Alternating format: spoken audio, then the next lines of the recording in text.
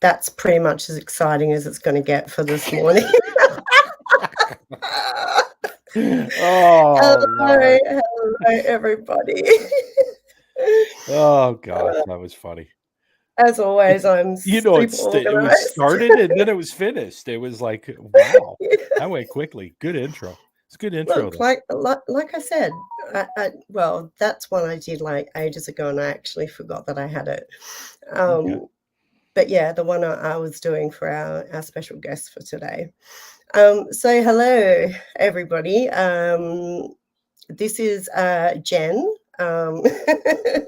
No, this is Brian. You guys all know Brian from Parapost and Global Ghost Hunt.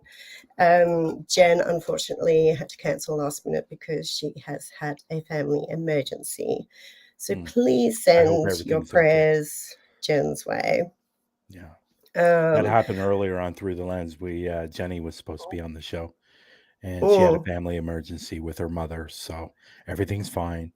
And so she wasn't able to be on our Through the Lens today. So, but we had a good show. Nice. We had Matt. We had Matt on the show. Matt's everywhere. And then we had Raymond. And, that's why I said in the chat, like, Matt, you're always like live. It's like I'm surprised Mackenzie doesn't say anything. It's like, okay, that's enough. Like, spend a night with me for God's sakes, but hey, it is what it is. But Matt's a great guy. Matt came up, Raymond came up, and we had a good show about fakers. So that was a lot of fun. We weren't planning to do that, but because Jen couldn't come up, we did that. And I said to Lex, we haven't done that in about a year and a bit. So what a great time to do it, Yeah. There was some news this weekend that I saw that I wasn't impressed with. So yeah, I'll tell you after the show.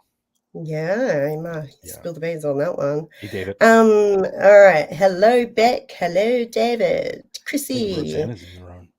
Ashley. Hi, Ashley's Emily. Hey, Emily. Ashley. You know who Ashley is, right? Ashley. No. Ashley Hale. And I say this all the time when she's in the room. She's David's part of. She's. I believe if she is, maybe you can tell me if I'm wrong or not. I believe she is, but she's part of Raymond Newsom's new paranormal group. Oh, that's cool. Yep. Very cool. Okay. David shared this out. Shannon and Dom. Hey, Dom. Yes, I know, Shannon. We saw it earlier. We saw it earlier before we came on live. Me and Peta. What was that? She said something walk behind Brian. Yeah. Yeah, we saw it earlier. Oh, see, there you go. Ashley said, yes, I am. So, in fact, when I went out to Nashville, I met up with Raymond, you know that, and Ashley was supposed to be there, but unfortunately she couldn't come. So it would have been great to meet her for Bobby Mackey's. So, but it didn't happen. Me and Patty are thinking about going out in February again. So, back to Bobby Mackey's. Well, we're thinking about well, we're definitely going to hit Octagon Hall again, but we're going to hit some other places this time. Yes, Brian has about 8 spirits in his house. Yes, that doesn't surprise me. Yes, I try and tell him, but he doesn't listen to me. He's just, he never listens. Oh, Dom's in the room. And Dom is in the room. I have said hello to the Dom. Yes. And it's good to see you too, Emily. How are you, my girl? We keep meaning to catch up, but we have not yet. I've just been working. Work. All right. So I won't leave our guest down in the basement too much longer. So for today we've got Carl Johnson joining us. He's a demonologist, and I think it's pronounced chthoniist. Is that the right pronunciation, Brian? Say that again. Chthoniist. Yes, I think so. I think you're right. Now, Carl has been in the field for 47 years. So he's seen a lot. him and his brother Keith were the first investigators called to the Conjuring House by the Perron family. wow. So yeah, he actually sent me a clip that he's featured on a Ghost Adventures episode that they did there at the Conjuring House, and so it was really good to see, him getting some recognition for it finally.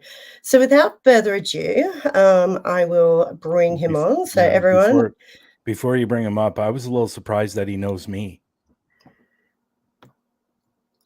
Why? Everyone knows I'm just Brian. surprised he knew me. You have a reputation, Mr. I'm a fan, and I'm a fan, Yeah. and I was surprised that he knew me. Wow. Yeah, no, that's cool. Very cool. Yeah. All right, so everyone give a warm welcome to Carl.L Johnson. Hello, Carl. Hello there. I know lighting is not optimum, but you can see my silhouette anyway. Yeah. I'm with you on that one. Brian has two shadows. It must be something to do with the lighting. Are they both cast? No, actually, you know what? Actually, over in the if you're looking at me over to this side, you're going to see a tree that's over there. It's usually standing in the corner there always. Yeah. So it's always usually there. I had one that was on me for a while, like literally on me. And even Peta said, yeah, it's on you. And I finally got it off of me. Yeah, I finally got it off of me, but it's still here. Yeah. So what are you going to do? It is what it is. When you're in this field, you learn to live with it. As much as you try to get rid of it, you learn to live with it. So, and funny thing, just so everyone in the chat knows, so in case I've got Boo Bear sitting up on top of my speaker right there. For some reason, I felt the need to put him up there.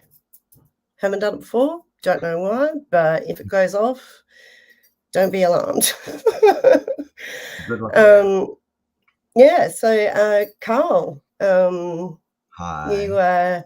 You sent through a clip of an interview you did on Ghost Adventures with Zach Bagans. Yes, I remember that.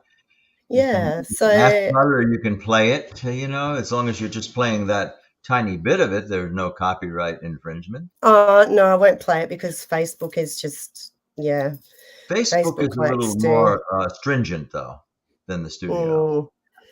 Yeah, so it was really good to see you finally, getting some recognition for it. Thank you. So for anyone, so for anyone in who's listening or in the chat, can you maybe tell us what actually happened with you and your brother Keith in that case? Yes, a lot did happen with that. In fact, I have here it's kind of a proof positive picture. It's not. I'm just holding it up. It's not. I don't think I have it on a file somewhere. I might, but you won't be able to see it very well because this was taken with a Polaroid Swinger camera in 1973. Oh wow! And we're lucky it's even color, and it's in a glassine envelope, but you might be able to see it. You hold it up to you. I can even take it out of the pouch if you need. Let me bring it closer to our camera. Now, that shows over here, that is Carl, a young Carl, with Donna, who was the case manager for Pyro out of Rhode Island College, Parapsychological Investigatory and Research Organization. Then in the middle is the elegant Lorraine Warren. That was her first visit to the Conjuring House. And in the forefront is Mrs. Carolyn Perron, and her features are just totally washed out. You can see her eyes and nothing else. That's because of the camera. Nothing paranormal, nothing supernatural. She's just washed out with the camera. I'd like to say that something enveloped her, but that's we kids, over on this side when we first went into that house. Well, it wasn't our first time there. Donna and I had been there 3 times before this night, so this made our 4th time over there. You might need to hold it up a little bit, Yeah, you're Carl. gonna hold it. Maybe you might want to take it out of the pouch too. Yeah, That because it's cover, you reflecting. can't. It's really reflecting. Okay, Brian, John. Now I can hear the Canadian now.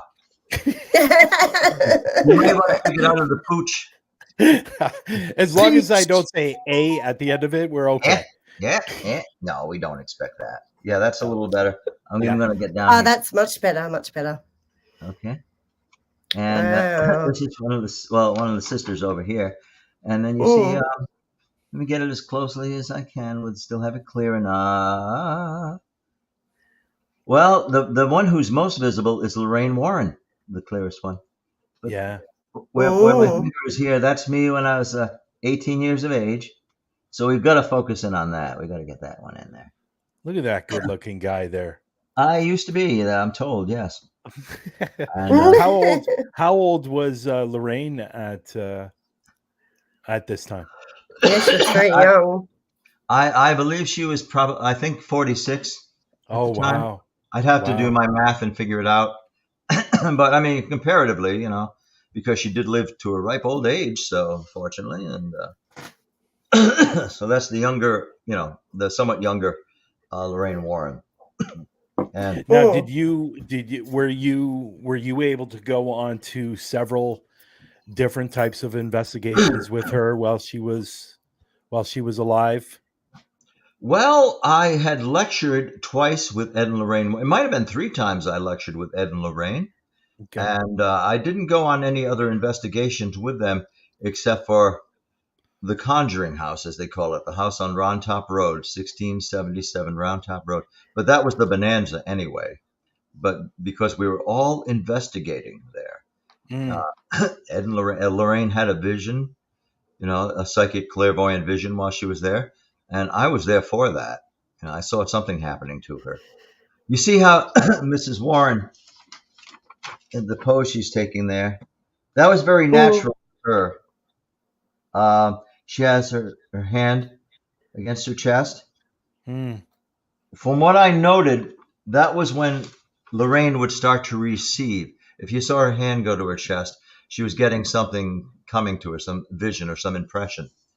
So that was a very active night, and so I did investigate the Conjuring House with the Warrens. And I recall because I was a big fan of Paranormal State, and when she was on Paranormal State, she always did that. She always brought her hand up to her chest. Yeah, and Paranormal State was one of I'd have to say one of my favorite shows. Compared to a lot of the other ones that are up there. I just felt when she walked in. Yeah. What was that? I know Ryan. I've never seen it. You've never seen it before?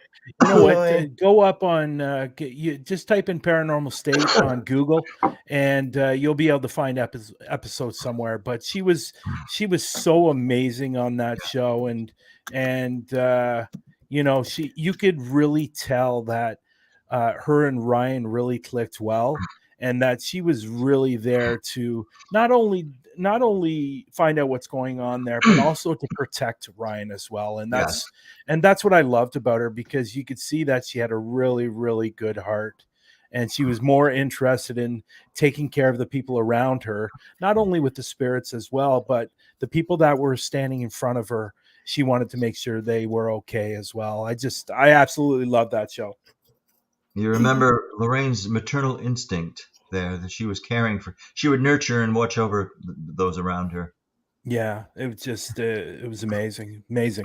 You would know it. Ryan is actually Ryan has been surfacing up recently a lot more in the last year or two, doing a lot of lives on Facebook. And definitely going to different Paracons as well. And I like Ryan. I think I know he went through some issues and stuff like that, but I really like him. I like his show. I like the people that he worked with, and I really loved when Lorraine was on the show. She wasn't there all the time, but I really, really enjoyed it when she was on the show.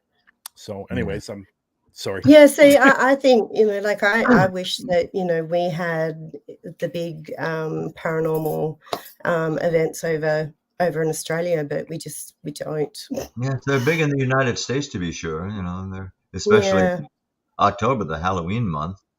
Yes, Mm. Ryan's coming back as if he's rising from the grave, clawing his way out of the earth and sitting up. Yeah. He's doing well. Yes, I'll He's say doing something extremely for well. Ryan. He has a certain demeanor about him that's nonplussed. He doesn't get flustered. I mean, I don't know if he does at home, but he's always got a certain cool to him. He presents himself the same way he was when I knew him 10 years ago, 9 and 10 years ago. He's the same Ryan. He just has a certain self-control, self-possessed person. Yeah, He definitely. doesn't seem flustered at all. But of course, he freely admits that he went through a rough time, of course. Oh, now, yeah. Ryan could either have just stayed back and said, "Oh no, it's too much for me. I had a meltdown, and that's the way it is." Or he could come forward and just say, "Hey, do you want to hear me? Do you want to hear my story? What I have to say?" Which she has done. Well, I think for if you don't mind, Peta, if people in the room that are not sure about you, maybe you can explain a little bit about who you are and who Carl is. I think is a better way to put it. Yeah. Do you want Peta to answer that, or do you want Carl to answer it? I would like Carl to answer that. Well, you mentioned Peta mentioned how long I've been at this paranormal investigation and demonology. It has been 50 years this year. Wow. People joke and say, "Oh, I started when I was a kid." Well, I really did. I was in my teens, 17 years old. And my That's definition incredible. of, well, it depends on what you say. Demonologist has quite the connotation to it. I notice if you mention that in public, one of two things will happen. People will start coming up to me and start asking questions as if I'm a doctor, and they want to know what it's like. And then they recognize me from television. That, as Elise can attest, that happens frequently to me. She was in the grocery store with me 2 weeks ago, and somebody just comes up to me. I'm just a random grocery store. He goes, "I love your work. I love your work." Starts talking to me. But I don't mind that kind of approach at all. Like one could think it's an exaggerated sense of entitlement, but I really enjoy it when people come up and think I'm something special. Another reaction I can get is if I'm in a restaurant and they hear the word demonologist, I'm kind of alone there because they clear the tables and they want to sit something else. There's that D word in it. You can't get away from it. It puts the D in demonology. You have a cat walking back of you. Well, that cat's always around. Emily, I'm not sure if you know Emily Men's House, Carl, but she's asking, how you knew you had a calling to do this. Oh, thank you. Apparently I did, because that's how I became a demonologist. It seemed once I addressed the Perron's case that all the requests I got to investigate a house were like from the darker side. Groups would say, "Hey, Carl, this is over our head. I think we need an expert. Could you come in, please?" And I would say, "Expert? I'm an expert now? Well, okay, I can act like an expert." But it was like it was on the job training, really. And I should say I define demonology as the systemized study of the lore and cultural traditions of wicked spirits. Simple as that. Now, one can be either an applied demonologist and go out there and address cases and interview people, or one can be an academic demonologist and just write on it. I try to incorporate both. So that's how I became a demonologist. I was working on a case which was my first full-blown demonic case, and it was my next residential case after the Conjuring House. So it's like trial by fire. Suddenly I'm in a demonic case. And somebody brought a newspaper or a magazine article to my attention. I don't remember which magazine it was. They said, "Carl, you're mentioned in this," because the Warrens were. And it said, "Carl Johnson, the demonologist from Rhode Island." I said, "Oh, I'm a demonologist, huh? Okay. It's got a ring to it. I'll stick with that, That's great. That's great.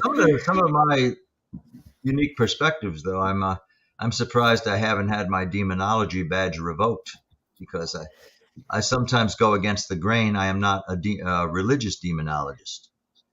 And when you think of some of the well-known names in demonology, like John Zaffis and Keith Johnson, and a few others like the late Andrew Calder, it's kind of tough not to be religious if you're a demonologist, because people equate that with a religious faith. You come in and bless a house, you do cleansings and all that. But I'm a little Yeah. different, though. I'm a secular demonologist. That Hmm. doesn't make me an atheist. If anything, I'm a pragmatist, or a realist.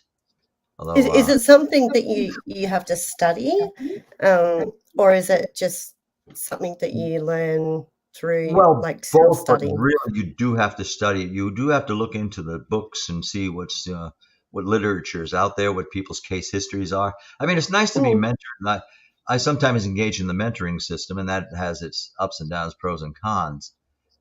Because a lot of people who want to be mentored, taught demonology, they want to have the thrills right away. They're going to go, okay, now you're going into your first demonic case, and it's really not that. It can be rather prosaic and kind of almost boring at times, because you have, like any paranormal researcher, you spend a lot of time reviewing audio and visual footage. And that term pragmatist, I most like applying that to my partner in Panorama Paranormal, Elise Gianmarco Carlson, because she's very grounded. That's why I think she's the perfect partner for me, my research partner, mm. because we are so like-minded. And that doesn't mean that one cache of people is wrong and another camp is right. It just means we click, we see things the same way. We're objectivist in that. You know. So my brother, my identical twin brother Keith, and he's of course equally well known. He is a religious demonologist. He Wow. will incorporate prayer and blessings. He will bless a house. He's also an ordained deacon in the church, the Baptist church. Mm. Uh, so I'm a little different. I come out with some ideas and theories and all that. And I think a lot of, well, paranormal researchers and especially demonologists fall into that conviction where you don't question it. There are demons and there are angels, and in between humankind and nothing else. And even if you question it or theorize, you've got to proceed as if it's a demonic case. The demons are minions of the devils; they're fallen angels. And I just throw more into the mix. I kind of screw it up with all my theories and ideas and all that. And of course, Interesting. if I don't think they're right, I have to toss them out after a while. But I predicate a lot of my investigation techniques on my theories. What I come up with. I think demons, in a sense, are quasi-physical. I think they're quantum-based. I think it's a name we apply to them and give them Mm. personalities. Like if you never heard of a demon or didn't believe in the demonic realm, you went into a house that's declared demonic, that has some situation going on. You might not see any evidence of that. You might see some poltergeist activity. You might see some dishes move. You might hear that deep, growl and guttural voice or something, but you wouldn't necessarily assign it to demonic. Whereas a religious demonologist, of course, would declare, like Ed Warren would declare that demonic right away. Ed had certain criteria, certain signs of what indicates a demonic haunt, such as the air suddenly becoming chill inexplicably, and your foul odors coming in and out of the house of the residence, and animals acting very strange and growling or hissing, and people becoming ill suddenly, and cases of other personalities take over people. Now, all those things could be present if you don't assign it a demonic character. It's just that to Ed, if those things happen, it was demonic. And that was how Mm. it differed on the investigation of the house on Round Top, the Conjuring House, Hmm. because our group out of Rhode Island College was conducting, to the best of our means at the time, we were conducting a scientific investigation in that we were taking measurements, readings, we were recording, taking pictures, almost none of which exist now. So we were trying to log this case and look for commonalities. As soon as Mm. Ed and Lorraine Warren intervened, it ceased being an investigation and became an intercession, because they declared it demonic. No more intellectualizing, no more really investigating. It's demonic. We've got to address it. Now that was his approach. That was their approach, at which they were sometimes very effective. I just think that particular investigation or that particular case should have been addressed differently. Should have kept being a scientific investigation, because some people will contend that the Warrens blew it, that they were in over their heads, and things didn't turn out so well. Well, again, that's an interpretation, but things did go awry.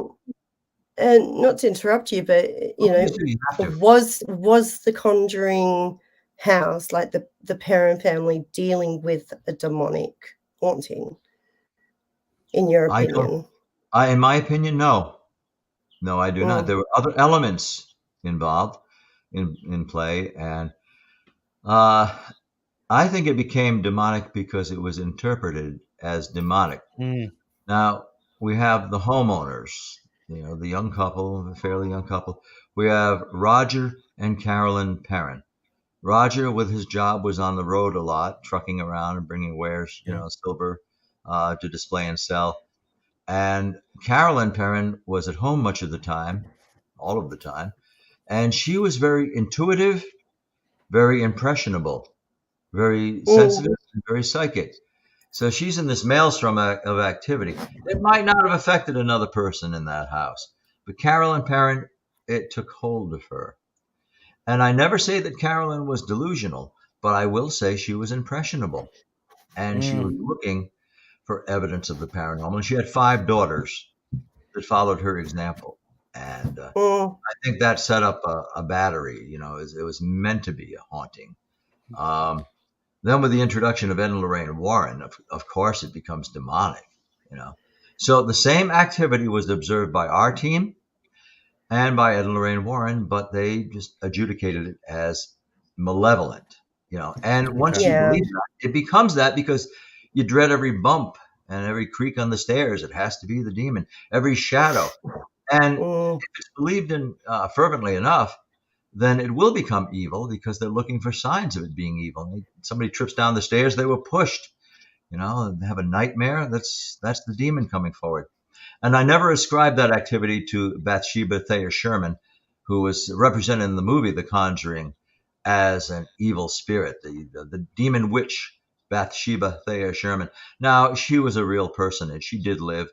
She had probably been to the house, maybe even inside, but she was totally innocuous. There was nothing in her history that indicates she was into anything like sacrificing babies, which it was rumored, or making potions and all that. And she was a witch. Yeah, she was a witch. Well, to be a hero, you kind of need a bad guy anyway. And I think that's where Bathsheba Sherman and her cool name, Bathsheba, she serves a purpose. But I never thought she was, we knew of that name through our research and Carolyn Perron's research. But Mrs. Warren declared that she was the demon witch. She was the one invading the house. So what to do about that? How do you remedy a haunting? You call up another spirit to tell you what that evil spirit is doing, which made no sense to me, because a seance was conducted in that house. So, I could say long story short, but that's impossible. You have to tell a story to tell a story. But a seance was conducted in the house. And was she really thrown, like is depicted in the movie? Like, was she really thrown across the room like that? Yes, I believe she was. I believe that because I've heard it corroborated by several eyewitnesses. I know what was going on in that house. I've seen strange things, and I've seen stranger things. And yes, I certainly believe, because it's been described in such detail by her husband, by her eldest daughter, Andrea Perron. Yes, she certainly did fly across that room. People have to say. Yeah, and I believe what Emily's saying there. I think it got to a certain point where she actually manifested the evil presence or whatever was there. I don't think originally at the beginning, I don't think it was that, but I think what happened at the end with the manifesting I think is it possible? Is it possible? And you be the person to ask, is it possible? Do you think she had a borderline split personality? the owner of the house. The name slipping my mind, but do you Mrs. think Perron. Carolyn Perron? Yes, thank you. Do you think she had split personality? I don't want to say bipolar. Yeah, that's the stream. I don't think. I think if you say a split personality, or what used to be called dissociative personality disorder, I wouldn't say that, because I think she'd have moods, and I think she would become aphasic at times and kind of go into a trance, which could have been a mental process. But I wouldn't go so far as to say she had like a divisive or split personality. No, she seemed pretty consistent. I say she was influenced. Okay. Not just by invisible personalities, but by people who came into that house. I don't think she was nuts. I don't think she had a serious mental disorder. No, she was prone to depression. But then again, so am I. So are many of us. Yeah. So I think any mental disorder has been highly exaggerated, because that fills in the blanks. Just like saying it was a demon haunting, simple as that. To say Carolyn Perron had mental disorders which influenced her, what she experienced, that's also an oversimplification. I think she was fairly sound. Of course, she had a mind of her own. Except she was at times influenced, and she was just like the movies influence. Yeah, just like the movies influence, because obviously. I don't want to totally discard all the paranormal influences there, all the things that happen. Of course, things happen. They still do. The first thing I noticed, the first day our team went there from Rhode Island College in Providence, I heard we were conducting the interview process. It was Donna Neufeld, Donna Eisenstadt, then myself, and my brother Keith. We were I was almost going to say interrogating, because it can sound like that. We're interviewing Carolyn and her daughters, and I heard shuffling around, moving. It sounded, like normal people moving around upstairs, that kind of noise. And I said, "Excuse me, you got company upstairs?" And Carolyn and the girl said, "No, we hear that almost every day. There's no one up there." So I waited for the interview to resume, and I kind of backed off, and I quietly went upstairs with my little recorder. And as soon as I got to the top of the steps, that noise stopped. So I'm poking around. See, there were 3 adjacent bedrooms upstairs, and kind of what connected them looked kind of like a corridor. It still does. And I'd been up there perhaps a minute, and out of my right peripheral vision, I saw something dark. And, so naturally I turned to my right, and there was this, what do I call it? I call it the darkening. Like the Conjuring, this is the darkening. It was coming at me. It was so palpable, so real, that my first thought was, there's a fire in the house. I'm going to smell smoke. I thought it was a background. But this is within a matter of seconds. This thing, it was actually the absence of light more than black, but this darkness came towards me. So I reflexively, I closed my eyes, and it went around me, and it was gone. I didn't feel anything from it. I didn't sense anything emotionally, psychically. It was just there, and it was gone. Empirically, I was looking at that, and then it vanished. And that still happened. That same phenomena happened there when the next, there was a succession of owners. There was Norma Sutcliffe owned the house after that. And the Heinzens, Jen and Corey Heinzen, had a closing on that house, purchased the house in June of 2019. And they invited me over because I'm Carl. I'd been there a number of times. And their son, Ryan, they live in the state of Maine, but they purchased the house. And Ryan went to the house with his mother and father. He saw that same thing. And he hadn't talked to me at the time. He didn't know about that. He saw a shadow, like it just like blocking out it had an opacity to it, blocking out the background, came toward him. He wouldn't go back in that house for a couple of months. Wow. At least a couple of months. And he saw the same thing I saw. So it's there. I don't think it's malicious. I think I saw a video on them, and I think they actually told that story That's of the son. So in all, your whole perspective on the Conjuring House, what do you think was originally there, and what do you think is there now? Good question. Mm. Two things. I think the haunting actually, the haunting, I say that collectively, the paranormal activity, I think that started with the Perrons moving in. And Elise has done extensive research in the house. Others have. There are no overt reports of menacing things happening or strange things happening in that house before the Perrons moved. Now, maybe they did and were not recorded, but I think that is what kicked off the haunting there. The Perrons moving in. They were just the right combination of people, just the right family to bring forth that activity.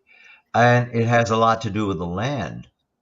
We don't know why. You can have theories about it, that there's, a substrate under the ground of quartz crystal or lime, all kinds of materials that contain energy, and that energy becomes transmuted. Also, some people say the Conjuring House was built on Indian burial ground. Well, all of the United States and Canada is Indian burial ground. I always love that. I always love when they go to that. They can't find anything else in the research. Yeah. Like if I'm researching, there's a place right around the corner from me that I've been to like 5 times. I don't know what's going on there, but there's so much activity there. I've had mediums come in and say there's a couple of portals there. And there's one negative. He's not demonic, he's negative, but he's blocking everyone from going through that portal. That's why there's so many spirits there. I've done so much research on this place. I cannot find out why this place is haunted. The only thing I've come close to, about 2 kilometers away, there was a bus that killed a bunch of kids on the bus. I heard about that. Yes. But that was 2 kilometers away. So I just don't know how that would be relevant to this bridge, and it's just so many different stories. And it brought up a question in my head going, the whole YouTube thing. Yes. The whole demonic thing. Every single week we're hearing something demonic. For the people that are in the room now that are watching those type of videos, what would you say to those people that these YouTubers every single week seem to be finding something demonic? And in reality, and the second part of that question, how many cases of demonic cases have you had over your 50-year period? To answer the first part of your question, what do I say to all this, media, you could say hype, but media presentation, media popularity, popular paranormal, a 2-syllable word, franchise. It becomes a business. It becomes popular. It's entertainment. I'm not saying there's nothing real to it, but you got to distill that down, pare away what is real from what you think maybe isn't. You can't believe everything you see on YouTube. You should see all the hybrid. See, that's the thing, is that even when these, channels are debunked. Yes. Am I echoing? A little bit, yeah. I don't hear the echoing. I do. I've lost my train of thought now. Even when they're debunked, and let's say it's a big channel like 100,000 plus subscribers, they will lose some subscribers because they're like, oh, okay. But the amount of people that follow them and still continue to believe in them and believe what is actually happening in their videos blows my mind. And it's so, so frustrating because the paranormal just does not work like that. No. I could go to Waverly Hills tonight and get absolutely nothing because it just might be a quiet night. Do you know what I mean? Like every single time someone uploads week after week after week after week, and there's like bam, bam, bam, bam, bam, all this like activity going on. It just doesn't work that way. No, we should be so lucky. Believe it. We should be so lucky as to go to any environment. You can go to any place, like there are certain castles in Great Britain. They're reputed to be the most haunted sites in the world. Now, because it's good for business, the Conjuring House is the most haunted site in the world. And there's a place not too far from that house. What was that? Oh, that's What- my seat. My seat cushion was coming off, and it's got Velcro. Don't worry, it's nothing. Not that It's like thinking, what was that? Was a demon growling in me. It's funny you heard that. The Velcro It's talking about demon. somebody's got great ears. demon. Yeah. But I mean, when stuff is, what I'm saying is, be it the Tavern on Main in Chepachet, or my parents' house when I was growing up, the house in Harrisfield, some of the castles by the moors in Great Britain. I mean, where Waverly Hills. While it's happening, it's the most haunted place in the world to you. To the observer. It's wow, look at this place is active, but it doesn't always. When it's the most haunted. Like my colleague and friend Tom D'Agostino, he does a dinner show, Dining with the Dead. It's dinner and a lecture and a paranormal investigation. One of the places where he started doing that was Tavern on Main in Chepachet. And he said, he'd say, well, what is does anybody know? What is the most haunted place in Rhode Island? What is right here? That's a very good Tom. That sounds just like Tom, by the way. What is it? What is it? Right here. Oh my God, Emily, I love that. I love that. Tavern. Yeah. So yeah, it is. It's been the most haunted place in the world to me when something happens there. When I've been there, when I saw the tablecloth lift up as if a hand was pulling, hear a terrific crash. I said, Tom, what happened down there? He comes up and he says, I was going to ask you what happened up here. Then it's the most haunted. It's wonderful when it does, but as Peter was pointing out, it's just not that consistent. But it's conglomerate. They got to throw everything together because it's an entertainment. And why is it so valuable? Because it presents us with pseudo proof of continuance of the afterlife. Like, well, we know it's real. We know they're a ghost. We know there's something more than meets the eye. No, it'd be pretty darn boring if none of those things were real. Now, examine this premise. It can be considered kind of wacky to believe in ghosts and spirits and portals, which is a fancy name for haunting, where spirits or entities come and go. But it's equally fantastical to think that there's nothing to it. Suppose it is totally empiric and logical, and there's no such thing as anything religious or any belief in an afterlife is absurd, and there's nothing but meets the eye. Well, even quantum mechanics tells us there's a lot more going on. Now, it'd be a pretty dull world, wouldn't it? So we kind of need these things. We need these transcendental incidents where we connect with another reality. And of course it is. As Shakespeare put it, there are more things that are dreamt of in heaven there are more things in heaven and earth, Horatio, that are dreamt of in your philosophy. Of course there's more to it. I mean, I've experienced it. I've seen a ghost, not the same one. I've seen a ghost 8 or 9 times. I lost count, but it's at least 8 times. I've actually, as I'm looking at you folks, seen a ghost. And I've had some remarkable experiences. Yes, I've witnessed a poltergeist. By the way, I highly recommend this. If you ever have a chance to observe a poltergeist in action, you should do it.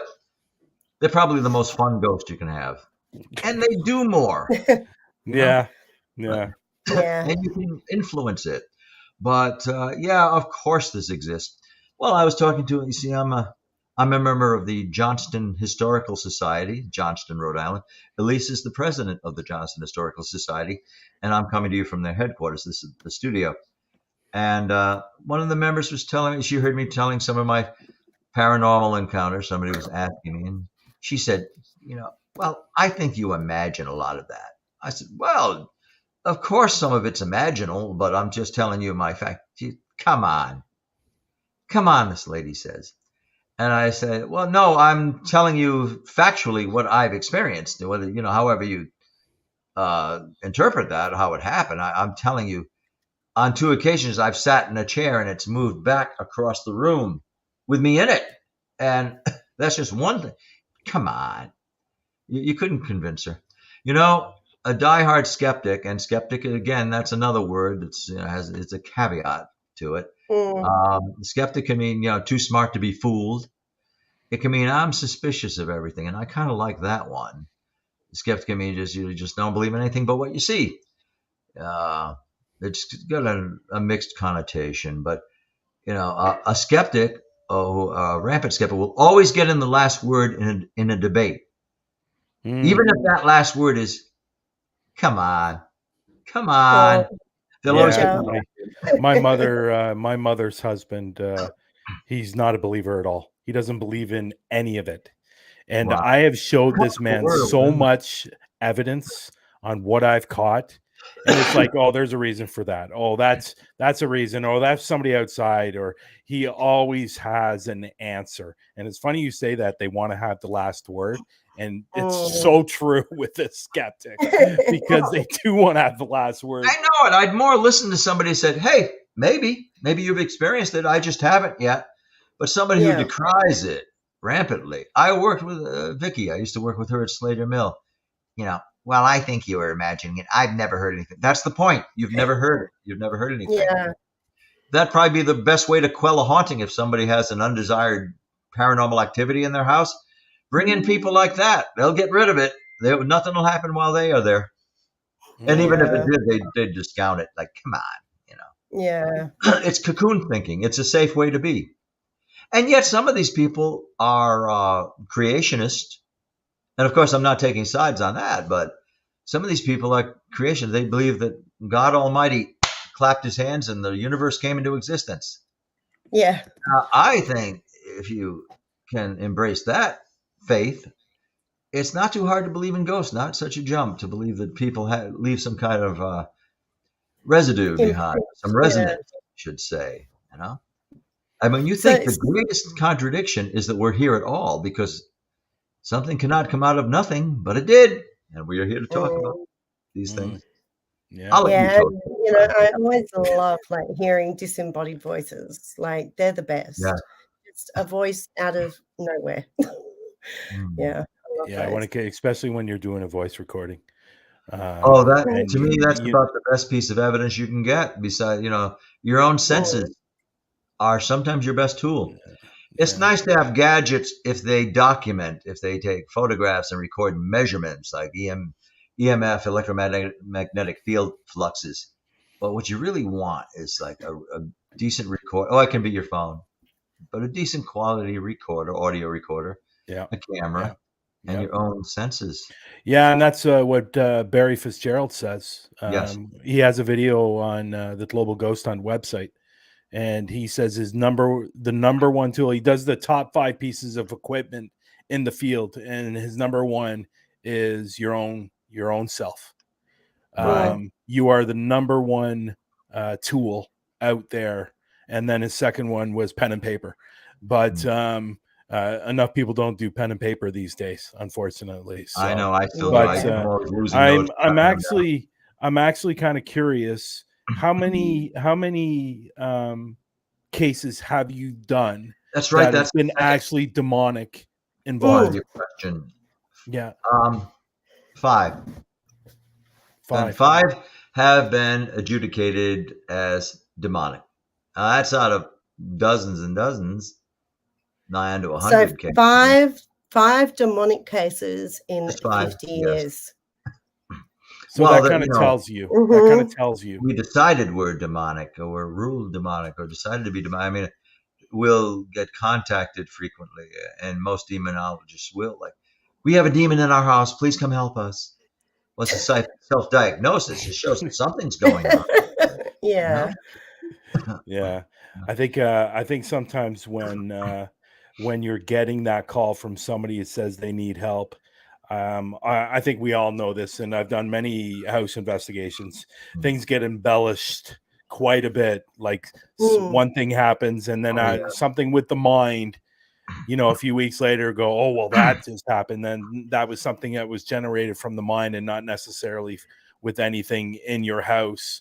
And it just grows and grows and grows. I'm very careful. I don't like the word demonic. Because I think it's overused and overdone. Oh, yeah. For sure. Absolutely. I really truly believe. I think believe it. Yeah, I really truly believe that social media and TV shows have really embellished the hell out of the demonic word, And so I'm just really, really careful. I've in my lifetime, since I was 8 years old, because of me being insensitive, Yes. I've seen only 5 in Oh. my lifetime.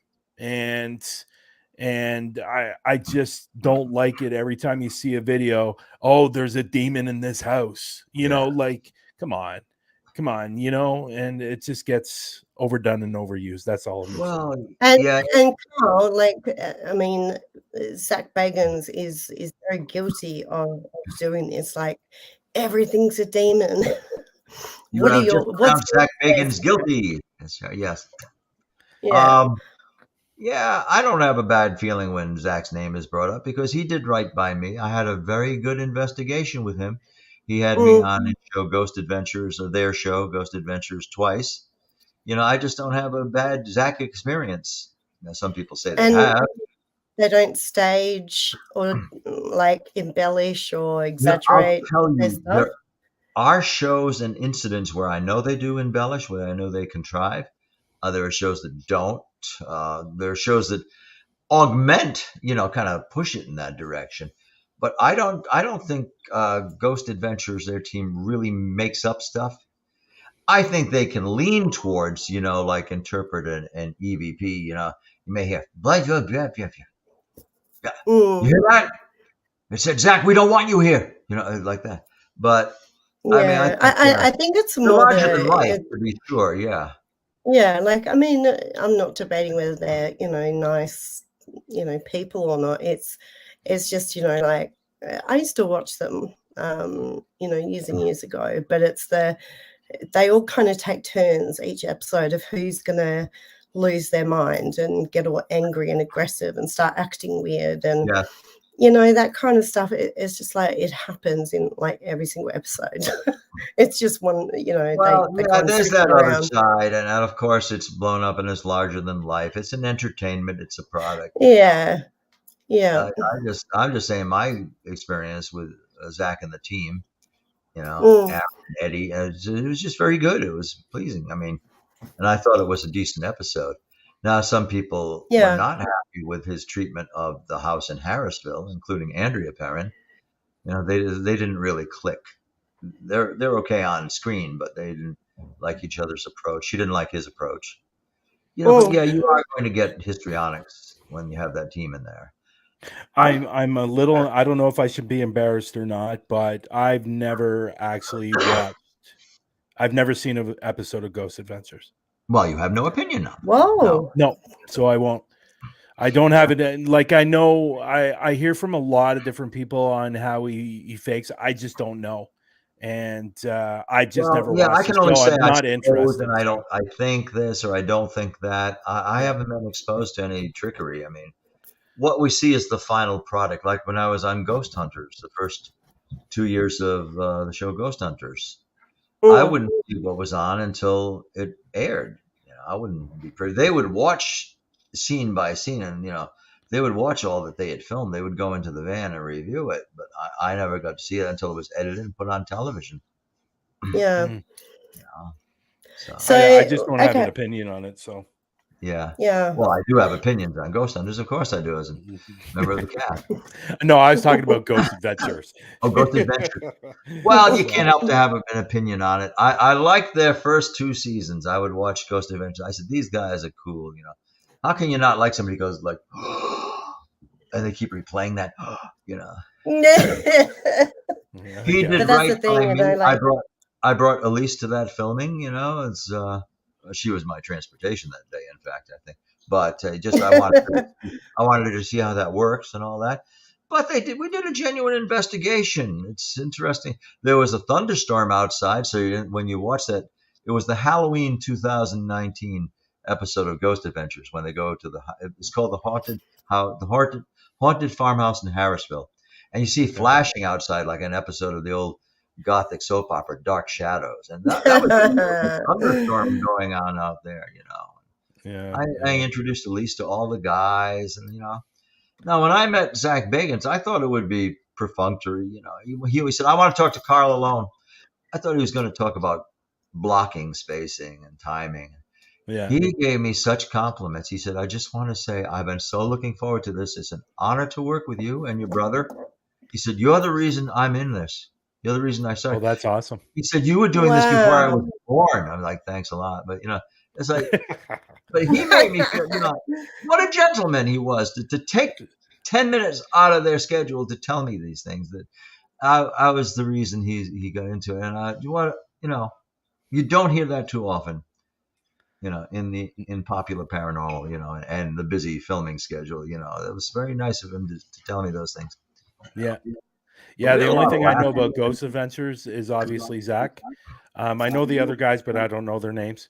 And know you being on it, and also Patty Negri. Yes. And I'm part of the Paraflix family. So I put my All right. videos up on Paraflix, and that's how I know Patty. I've had an amazing different amounts of conversations with Patty over the last over the last year and a half since being with Paraflix. And she's an amazing woman. She's just full of energy. And I know she's doing wonderful things. But again, I've never watched the show, so I don't know. So that's all I know about Ghost Adventures. All I So, could Carl, what would be your most harrowing, like scariest experience where you were like, all right, what am I going to do? How am I going to get out of this? Or can I handle this? Like, what's the there have freakiest things you've been seen? a lot of instances that were like that, like maybe 10 minutes at a time. But there are actually two, and one goes back to 1980 to 1981, and that was that demonic case to which I alluded. It was a full-blown case of demonic possession. And what's scary about some of these situations, and the demonic infestations in particular, is that you just don't know what's going to happen moment to moment. It's that element of the unexpected. Am I going to get attacked? Is this force going to try and take over me? It's scary stuff. That was very harrowing at the time. Now I had to look like I was in control. I had to have a poker face. I had to have the answers. But inside, I'm saying, I lived with my parents at the time, and they're like, they're 17 miles away, and there's food in the refrigerator, and I have the Dodge Datsun out here. I want to just get in this car and go back. I had an unclean feeling in that house. It was scary. It was weird. Things like this shouldn't be happening, and things were happening. Phenomena was taking place, and especially during the expulsion, which is a form of minor exorcism. And then I realized people were looking to me as if I'm in charge of this. I was like, why? Because I have a deep voice? Why am I in? Because I can stand still? Oh. But sometimes I was, had the heebie-jeebies. I was really scared at times. But I couldn't show that. If I had left, how do I know I'd ever go back to a situation like that? Like, it might be scary, so I can't do it. If I fled one time, then I might again. So, and what sort of things were happening that kind of gave you that indication? Well, I'll rattle them off quickly. The subject of the disturbance, the alleged possession, was a 14-year-old boy. We'll call him Lucas. Why? Because that was his name. But I was invited to stay overnight because strange things were happening to this boy. And it seemed to all start when he picked up a stray glove in a west end of Providence in a cemetery and brought it home with him. His Nana, his godmother, who was kind of practiced in such things, and supernatural. She was of Haitian and Puerto Rican descent, and actually, that's where she's from. And she said, "You must put that back. It has evil about it.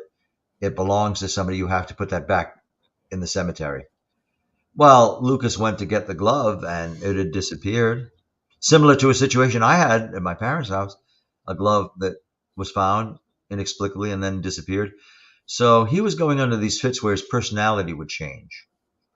I initially thought, even though I was quite young, I thought he probably has schizophrenia, and he's going through a formative stage. He's 14 years of age, and he must, his godmother would be an influence. So that's what's happening with him. And but I stayed overnight. I was invited to stay overnight and observe him. Quite an honor, I suppose. So I was reclining on the couch, and his bedroom was on the other side of that kind of foyer. And it was a 3-story house in the west end of Providence. So I stayed there overnight. Around 1 o'clock in the morning, I was starting to doze. I was on the sofa. I'm startled awake by this ear-splitting scream. It was like somebody was being flayed alive. They had that expression. A terrible, shrill scream. So naturally, I jumped off the sofa. I'm feeling for the light switch on the wall. So I flicked on the overhead light. As I did, Lucas's bedroom door flung open on its own, like droop, and out came his body, doing things a human body shouldn't be able to do, contorting, moving, spinning. I mean, this was not, Wow. you think of like accelerated motor performance when somebody's undergoing some kind of fit. No, I mean, you can't do those things. Even in an epileptic seizure, your grand mal seizure, which my aunt used to have, he couldn't do these backflips and spinning like that. The body just doesn't do that. Crawling on the wall like the spider crawl, ugh. And I'm standing there, like, what are you doing? I'm looking. And then his family, of course, alerted by the noise, they came in, his parents and his uncle. And then he did a backwards flip onto the sofa and started to jump up and down. And it looked like his gums were receding. He just like wild looking. So then he turns to me. He's going this deep laugh, and he turns to me and he flew at me. So I tried to restrain him without injuring him. I was my normal 200 plus pounds. He just pushed me right back, and then he came to his senses, but he was panicked and shivering, calling for his uncle Tony. So it was decided that something had to be done. I advised a minor exorcism and expulsion. I didn't know it was going to have Santeria leanings, though. I actually had lived in Puerto Rico for 4 months researching Santeria. That's why I was down there. Got kind of stuck down there longer than I expected, but I saw some bizarre things down there. So I knew something's of it. And it was horrendous. A picture of Jesus was on a table.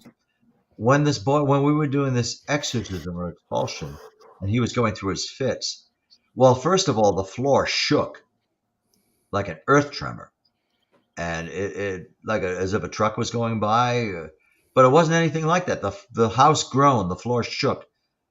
Then that was the first time it ever happened to me. I'm sitting in a chair. We're in a semicircle. I was in that center spot. My chair with me in it moved back across the room to the wall, and then I don't know why I moved. And then the boy fell to the floor and went into his fit. His other personality took over.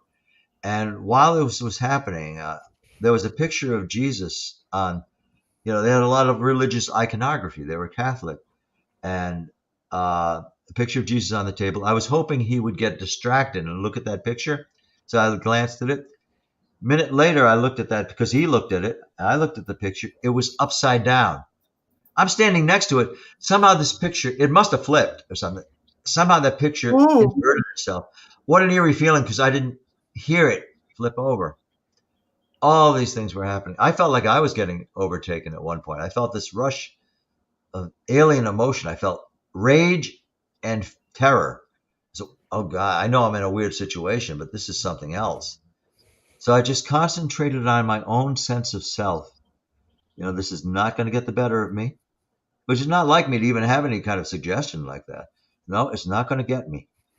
And I felt tingling in the back of my head. Boom.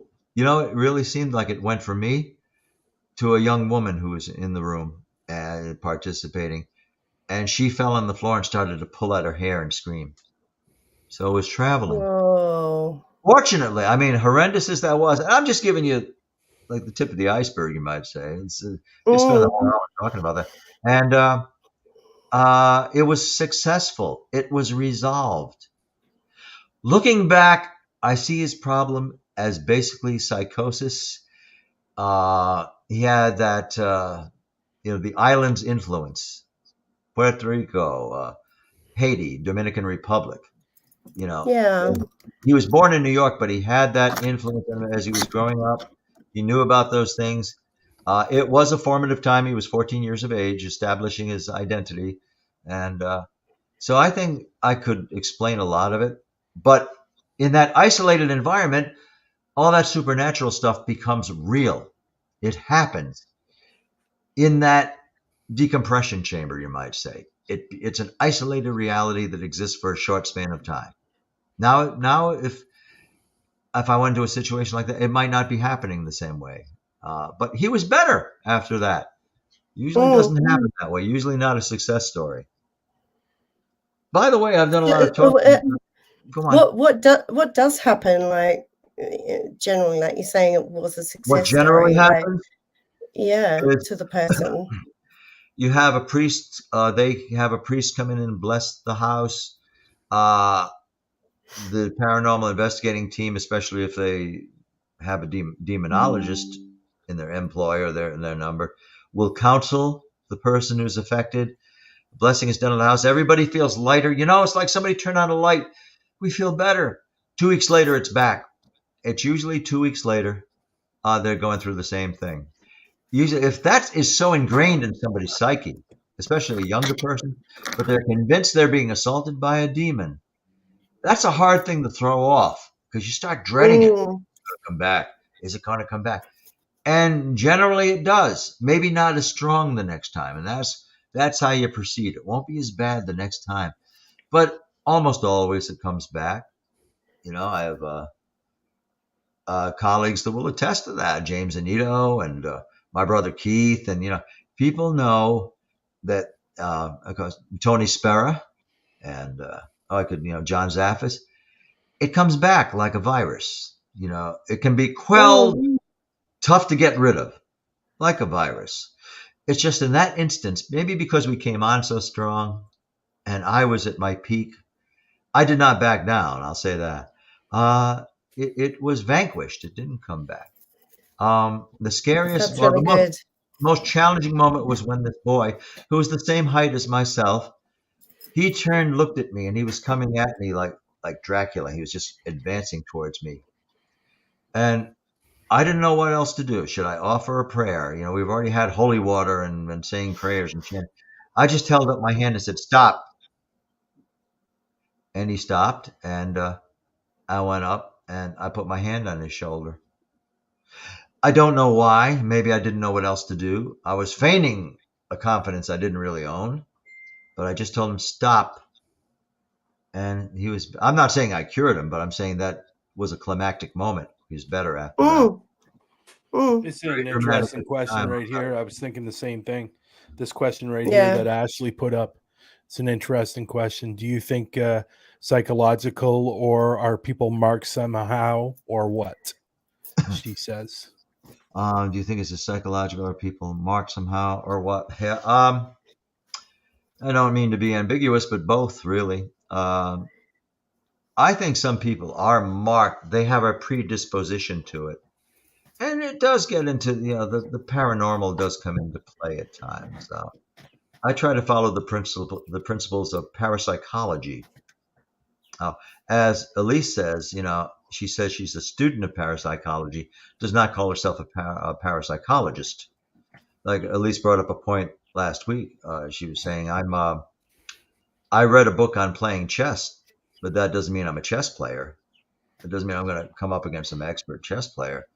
She is a student of parapsychology. We can learn from. I follow parapsychological procedure for examining and researching and investigating, but it's nomenclature. Like you wouldn't say the parapsychology, but you do say the paranormal. It's a more expansive term. But I think to answer that question, I think a lot of it is psychological. I mean, and I don't say imaginary, because a poltergeist generally, I think, comes from people, is created by thought, and it reacts like a ghost. It has its own sentience after a while, but it's psychologically based. So I think mostly people, and if they have a predisposition to be affected by spirits. In that sense, they're marked. So I'm taking a very pragmatic interpretation of that. And but I'll cite something that Ed Warren would say. I've always remembered it. I heard him say it. He said, once you are recognized by the demonic realm, you are always marked. They will, especially if you've confronted a demon or demons or a demonic. Once you've done that, you're marked. You're their adversary. You're glowing to them. They recognize you. And that's a scary thought. Well, it didn't stop Ed Warren, did it? Yeah. Hence why YouTubers don't get demonic every single week. Reagan does get demonic every week, but he comes out of it. Maybe he's built up antibodies. I don't know. Oh, maybe. Yeah, I know. Or maybe it's the producer telling him, okay, you can stop now. I think he genuinely feels those things. You know what case really did a number on Zach, like more than a lot of them do, was that house. The Demon House? Yeah. Oh, okay. The what, sorry? Well, the Demon House was notorious. I think he picked up a lot there. I don't know how it affects him long term, but he does have some freak out situations. And I know he's going through something when that happens. Now, I was affected by it when I went to the house that night. We did the investigation. He was also, but more so. What you don't see, on the camera is usually more telling and more interesting than what you do see, what's edited in. So we had some harrowing moments that evening. Yeah. I'm actually kind of curious to know, like 2 weeks ago, I was in Tennessee. I traveled to Tennessee and hit 2 locations. I did Bobby Mackey's and I did Octagon Hall. I'm actually kind of curious. Have you been to Bobby Mackey's, and what are your thoughts on Carl being possessed by something demonic, or do you think he was more, a little bit cuckoo in the head there? I've asked that same question before. I can speak in Spanish, but I can't speak in Australian. Just a barrier there. But I can bluff Spanish, to tell you the truth. But I've been to Octagon Hall. I've not been to Bobby Mackey's, strangely. You'd think I would have been. I think people can, I don't want to say lie to themselves, but plenty of people I know do lie to themselves. But I think somebody can have a premise, want to believe it, and it becomes real in their minds. Because the mind's very plastic, you can. An author I've liked to read before his name, Howard Stanton Levy. He once said, "Man is the only animal that can lie to himself and believe it." Makes sense. Some people say dogs do, but I think it was more imaginal. But again, it becomes real. Was he contriving, making up? I don't think so. I don't know. Yeah. I wasn't in his position.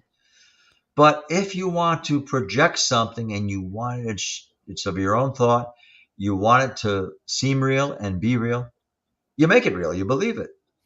Yeah. And I'm not associating this with him at all. But I know. When I use the term pathological liar, now that's an insult people throw. Oh, you're a pathological liar. Just means somebody can't help it. Yeah. I've investigated with a pathological liar, but I think I think people learn if they're going to tell fibs that it's better to believe it while you're saying it, because people the guy's telling the truth. Yeah. Octagon Hall was an interesting place. Tell me, I found it. From the minute we walked in, and we were there for almost 14 hours. And right there. Yeah, the minute we walked in, it started, and by when we left, it was still going on. Wow. And wow. It was so much activity. And let me tell you a little story here. And I told this on another show, I think last week. So me and another guy, we were standing in one of the main rooms. When you come in down to the hallway and you go to not to the left where the main room is, where they had the funerals and stuff like that. Yes. The other side where the main dining table is. There's a cabinet remember. over here, and when you walk in the room, you look directly, you'll see a cabinet there. Me and Adam were standing. I was changing a battery or something like that. He was standing over to my right. I was standing about 6 or 7 feet away from the cabinet, and all of a sudden, the door started shaking.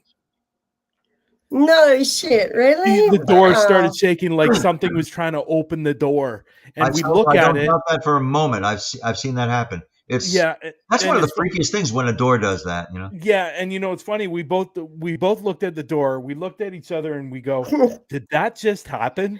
And the unfortunate thing is, neither of us had our cameras going, of course. No, yeah, it always happens. But that place was absolutely incredible. As soon as we walked in, it actually sounded like in the basement somebody was being dragged along the floor. Oh. As soon as we walked in, that's what we heard. While we were downstairs in the basement, I heard a scream, and the story about Mary Elizabeth, how she caught on fire and she died in that house. That was the EVP I got there. Yes. Yeah. I believe it was her. It's funny. I was doing my camera. We were downstairs getting the tour by Bear, and all of a sudden I heard a little girl scream. And it was like, did you just hear that little girl scream? I'm hoping I caught it on camera. But it actually sounded like a stream of, and I hate to say this, and I don't like to say this, it actually sounded like a stream of terror. Oh, and it almost sounded like it was the little girl that was, because obviously, Carl, you know the story. I don't know if Peta you do, but the little girl was cooking soup or something like that, and then a little charcoal or a little flame came from the fire, or an ambient, or whatever you want to say, and it caught on her dress, and she lit up like a. Her dress would have been either cotton or wool, very flammable. Yeah. And unfortunately, yes, she did burn, and she severely burned, but she lived for a couple of more days in dire pain.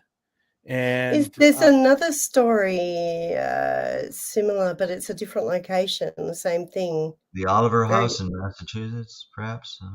I can't remember. It was just, but it was horrible. Octagon Hall was an absolutely incredible place. Actually, Patty, who I was with on Friday, she released a video, and we were doing the tour. She was upstairs. She actually pans around the room, and she goes by the window. Right outside the window, right by the tree, there's a woman in a white dress. Wow. And you can see the woman's arms. You can see the white dress standing right in front of the tree. It was absolutely incredible. Now, if memory serves me correct, there has been people have seen this woman in white out in the backyard area. So just absolutely incredible. I just wanted to say those two. I wonder why so often it's a woman in white. Besides that, was often they dressed in white. I mean, people could have colorful clothing, but it might have been if someone was convalescing, or their nightwear would be white. You know, generally. What about the Sally house, Carl? Like, do you think that Sally is a demon? From what I know, not based on personal experience, I think Sally likes to act like a demon.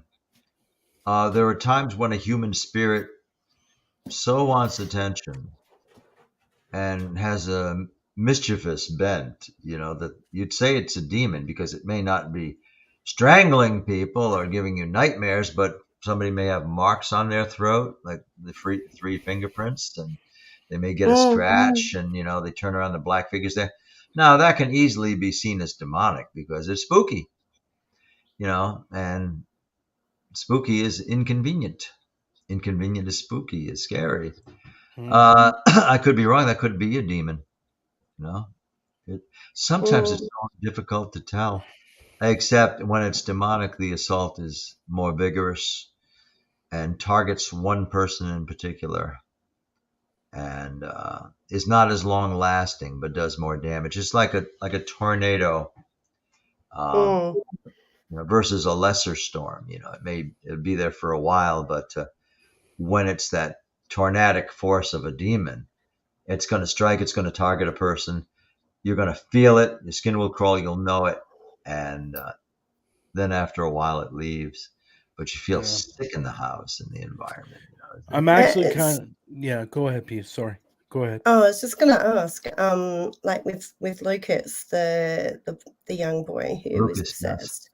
Yeah, like does the person or the individual who is had the exorcism or whatever, do they recall like what happened?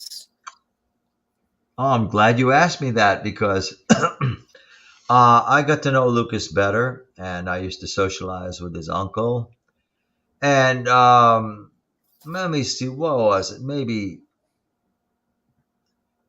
3 years later. Excuse me. Yeah, about 3 years after that, I asked him. It wasn't that long a time, but I asked him. I hadn't thought about it in a while. I said, "Hey, what you were going through in the house? And we did something of an exorcism for you. What do you remember about it?" He went, he just smiled. He went, "No, I really don't remember it. I don't remember it." He didn't say, "God, man, I got no recollection." He just was casual, like, "I don't remember it."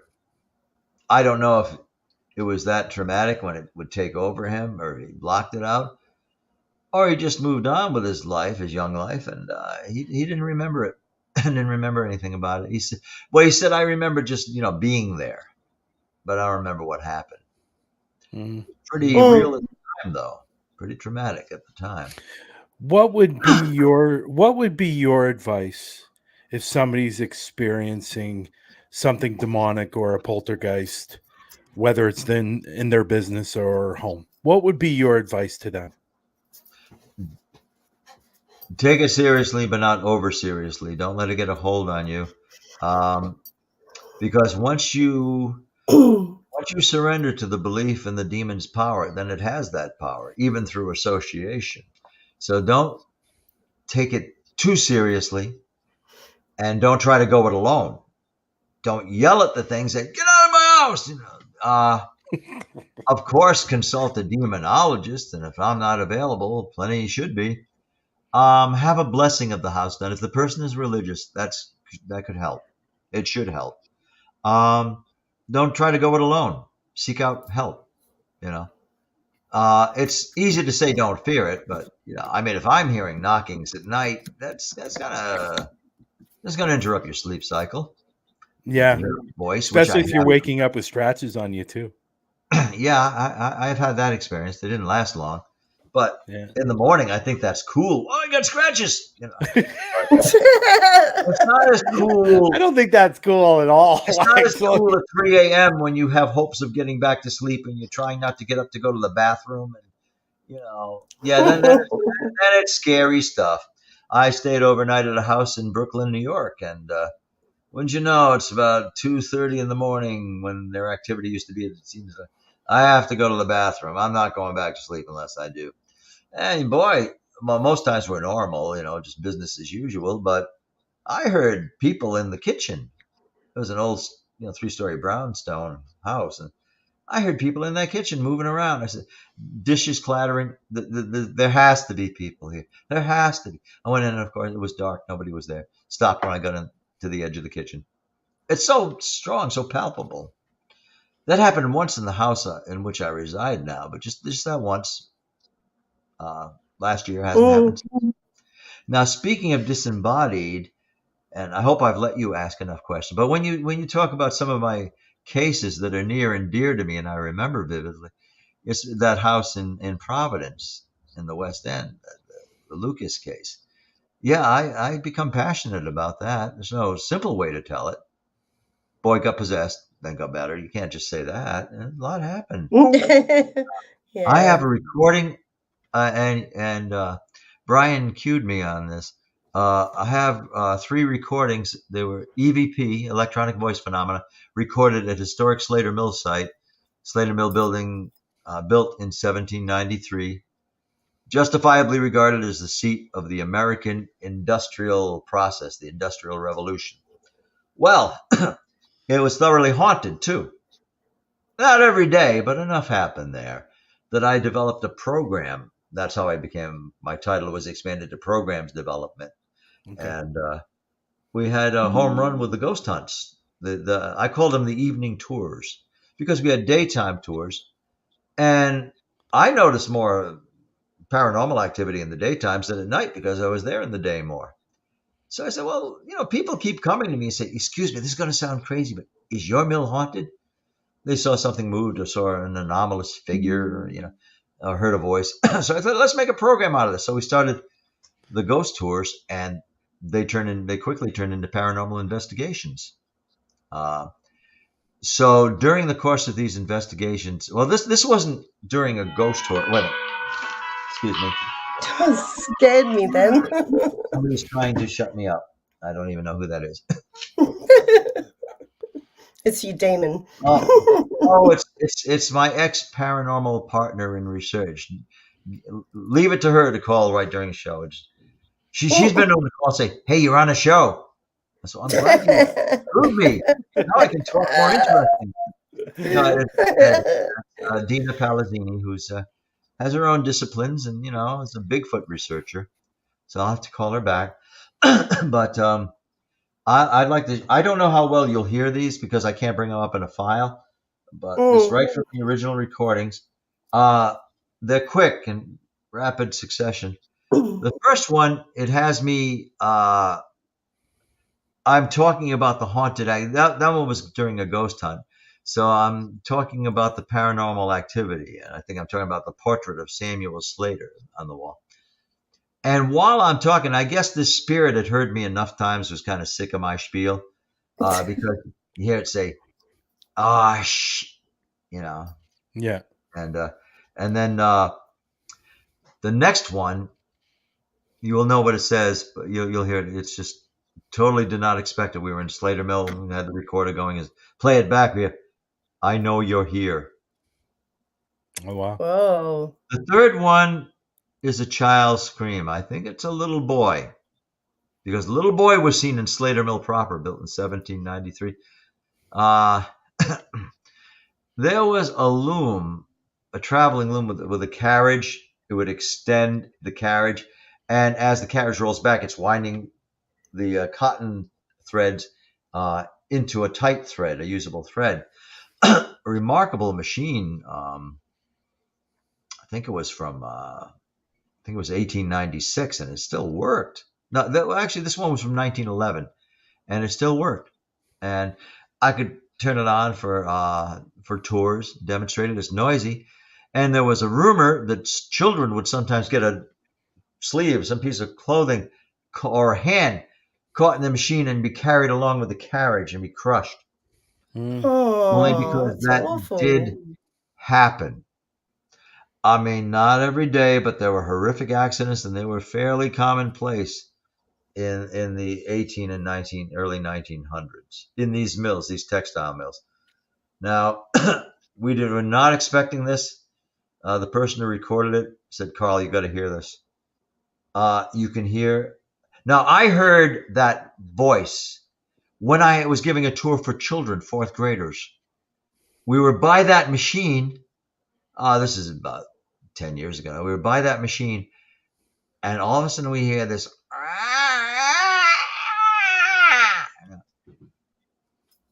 This disembodied voice of a child screaming. It was so real that I had to look around and see if any of the children had gotten away and gotten hurt or something. It didn't sound like a prank. No, they were all together. Well, a time later, and not long afterwards, that was recorded. That same scream I had heard was recorded as an EVP, a disembodied voice. Wow. It was real because we all heard it, room full of school children, and I heard it. I took it very seriously, and then it was recorded. It was exactly what I heard, what we heard in the room. So, number one, spirit doesn't like what I'm saying, sick of hearing me. Goes, hush. The second one, I know you're here. The third recording, is the child scream right by that machine. Maybe that's why the ghost was a little boy that would be seen. So I'll play those for you if it works.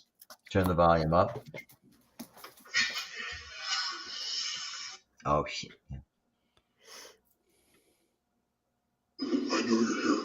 I know you're here. Wow. Then the scream. Wow.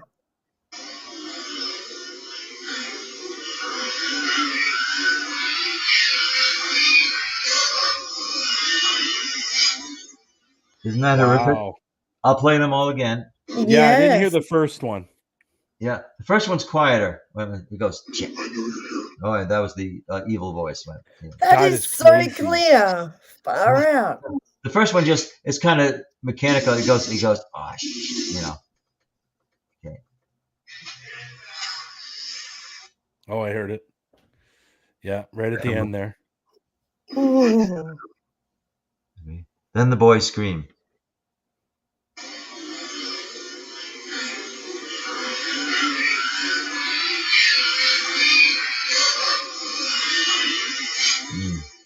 Wow. I was there. That gives me chills. I know that is a little that is a little terrifying, actually. Yeah. I mean, a barefoot boy was seen there. Children would be barefoot so they wouldn't slip around in the grease, the oil. I mean, a woman was working in the weaving room, working on a hand loom, and she saw a little boy run by. He made no sound, but she saw him. He was barefoot. She didn't equate him with a ghost at the time, but I'm sure he was.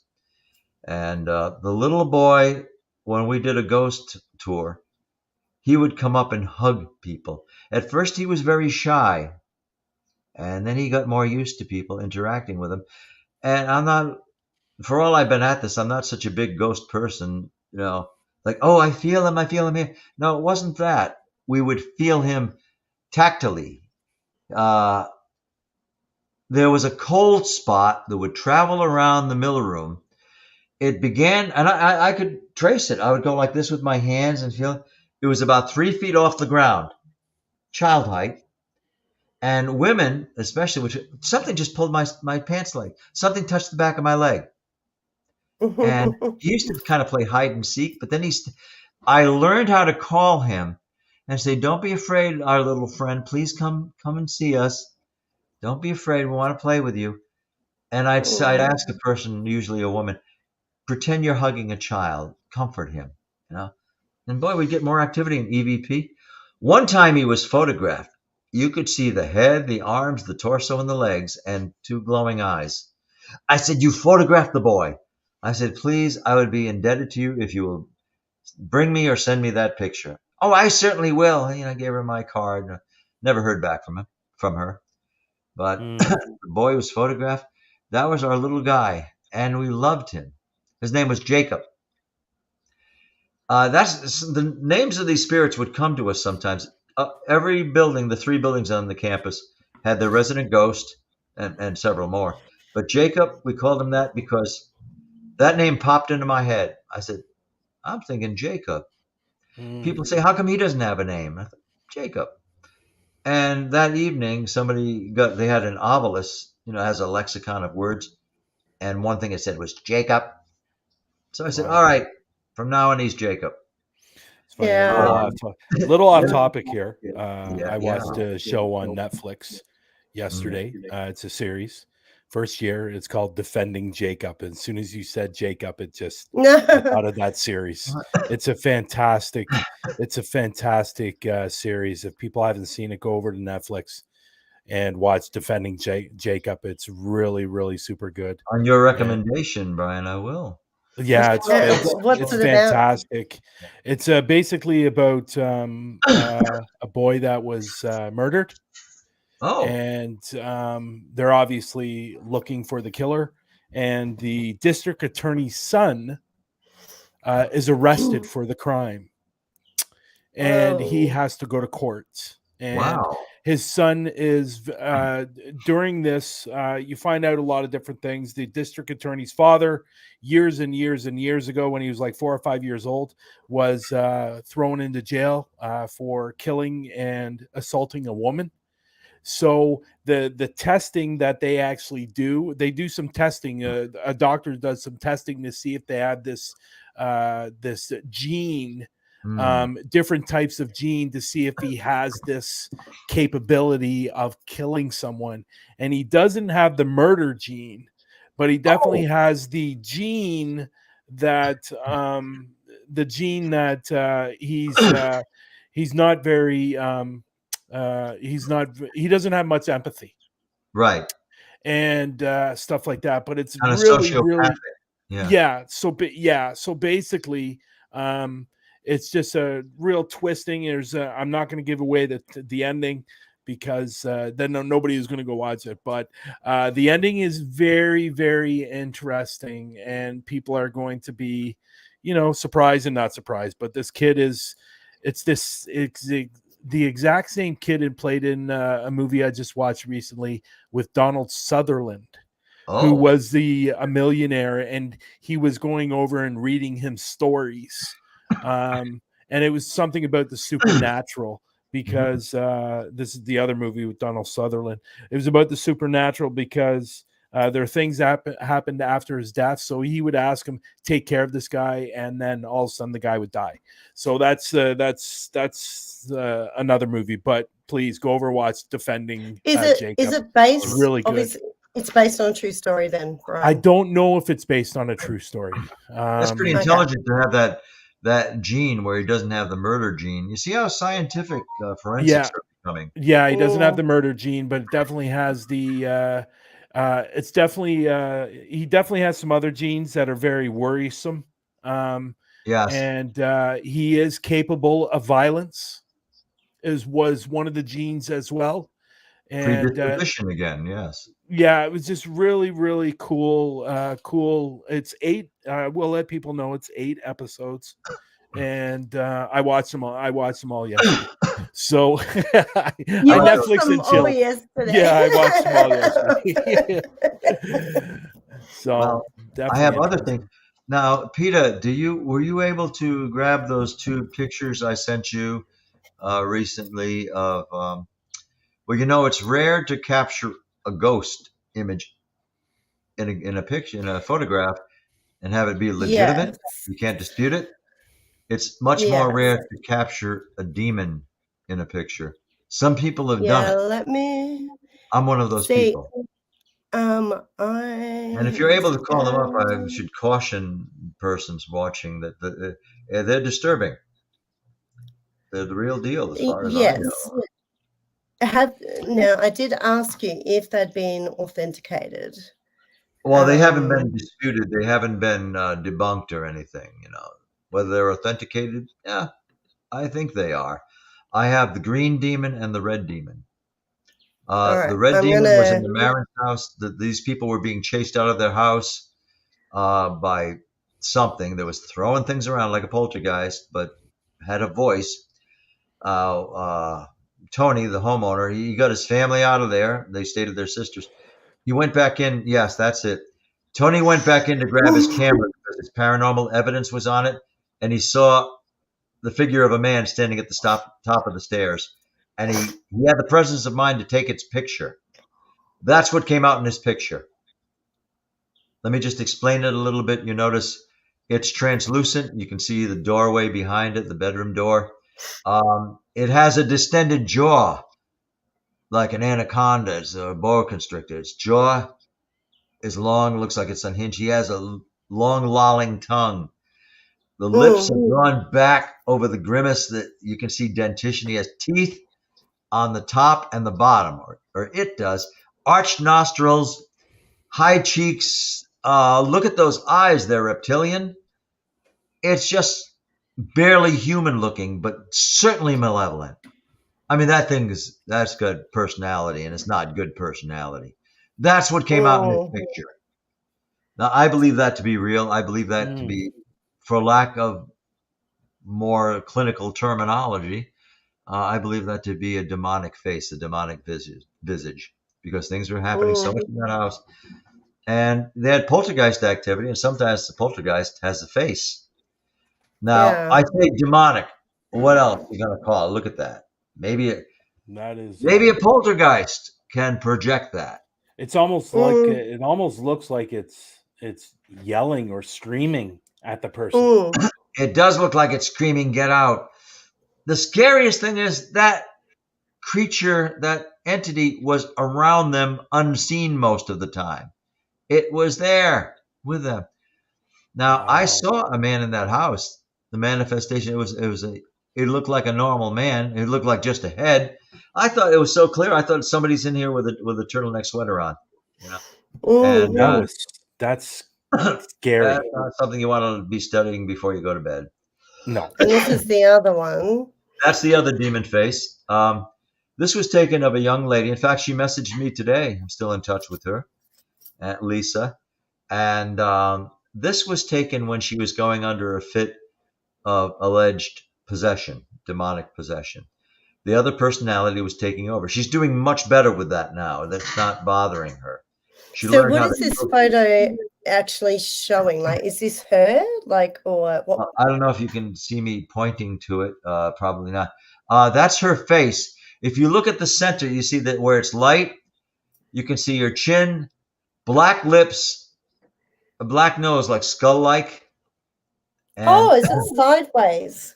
No, it's actually looking kind of a 3/4 profile. It's how it's looking. Yeah. I can see I can't it. use a pointer and see it right now. The cursor. Oh, yeah, I see it. Yeah. Can you see my cursor? Can you see that? No. Can you see mine? No. But I was hoping you'd show me. I'm willing to show you mine. I'm trying. Well, I'm circling. I guess you can't see that cursor arrow. But if you study that for a moment, you see recessed eyes.